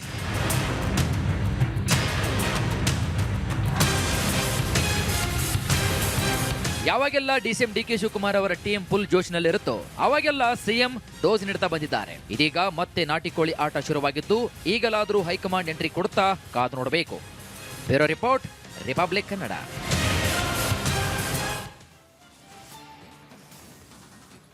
ಕಲ್ಯಾಣ ಕರ್ನಾಟಕ ಭಾಗದ ಹಿರಿಯ ಮುತ್ಸದಿ ಭೀಮಣ್ಣ ಖಂಡ್ರೆಯವರು ವಯೋಸಹಜ ಕಾಯಿಲೆಯಿಂದ ಚಿಕಿತ್ಸೆಯನ್ನು ಪಡ್ಕೊಳ್ತಾ ಇದ್ರು. ನಿನ್ನೆ ಅವರು ದೈವಾಧೀನರಾಗಿದ್ದಾರೆ. ಶತಾಯುಷಿ ಮಾಜಿ ಸಚಿವ, 4 ಬಾರಿ ಶಾಸಕರಾಗಿದ್ದ ಭೀಮಣ್ಣ ಖಂಡ್ರೆ 102 ವರ್ಷ ಅವರಿಗೆ. ವಯೋಸಹಜ ಅನಾರೋಗ್ಯದಿಂದ ಭೀಮಣ್ಣ ಖಂಡ್ರೆ ನಿಧನರಾಗಿದ್ದಾರೆ. ಧೀಮಂತ ರಾಜಕಾರಣಿ, ಮುತ್ಸದಿ ನಾಯಕ, ಎಲ್ಲರನ್ನ ಬಿಟ್ಟು ಕಣ್ಮರೆಯಾಗಿದ್ದಾರೆ. ಬೀದರ್ ಜಿಲ್ಲೆಯ ಬಾಲ್ಕಿ ಪಟ್ಟಣದಲ್ಲಿ ಭೀಮಣ್ಣ ಖಂಡ್ರೆ ಅವರ ಪಾರ್ಥಿವ ಶರೀರದ ಅಂತಿಮ ದರ್ಶನವನ್ನು ಮಾಡುತ್ತಿರುವುದು ಕುಟುಂಬಸ್ಥರ ನೇರ ದೃಶ್ಯಾವಳಿಗಳನ್ನು ತಾವು ಗಮನಿಸ್ತಾ ಇದ್ದೀರಿ. ಭೀಮಣ್ಣ ಖಂಡ್ರೆ ಅವರು ಶತಾಯುಷಿ, ಹಿರಿಯ ಮುತ್ಸದಿ, ಕಲ್ಯಾಣ ಕರ್ನಾಟಕ ಭಾಗದ ಲೋಕನಾಯಕ ಅಂತೇಳಿ ಹೆಸರುವಾಸಿಯಾದಂತಹ ಹಿರಿಯ ರಾಜಕಾರಣಿ ಭೀಮಣ್ಣ ಖಂಡ್ರೆ. ಈಶ್ವರ್ ಖಂಡ್ರೆಯವರ ತಂದೆ ಭೀಮಣ್ಣ ಖಂಡ್ರೆಯವರು ವಯೋಸಹಜ ಕಾಯಿಲೆಯಿಂದ ಆಸ್ಪತ್ರೆಯಲ್ಲಿ ಚಿಕಿತ್ಸೆಯನ್ನು ಪಡ್ಕೊಳ್ತಾ ಇದ್ದರು. ಅದಾದ ನಂತರ ಅವರ ಆರೋಗ್ಯ ಸ್ವಲ್ಪ ಚೇತರಿಕೆ ಕಂಡ ಹಿನ್ನೆಲೆ ಮನೆಗೆ ಅವರನ್ನು ಕರ್ಕೊಂಡು ಬರಲಾಗಿತ್ತು. ಮನೆಯಲ್ಲೇ ಅವರಿಗೆ ಚಿಕಿತ್ಸೆ ನೀಡ್ತಾ ಇದ್ದರು. ಆದರೆ ನಿನ್ನೆ ಏನಾಯಿತೋ ಏನೋ, ಭೀಮಣ್ಣ ಖಂಡ್ರೆಯವರು ನಿಧನದ ವಾರ್ತೆ ಎಲ್ಲರಿಗೂ ಕೂಡ ಬರ ಸಿಡಿಲು ಬಡಿದಂತಾಗಿದೆ.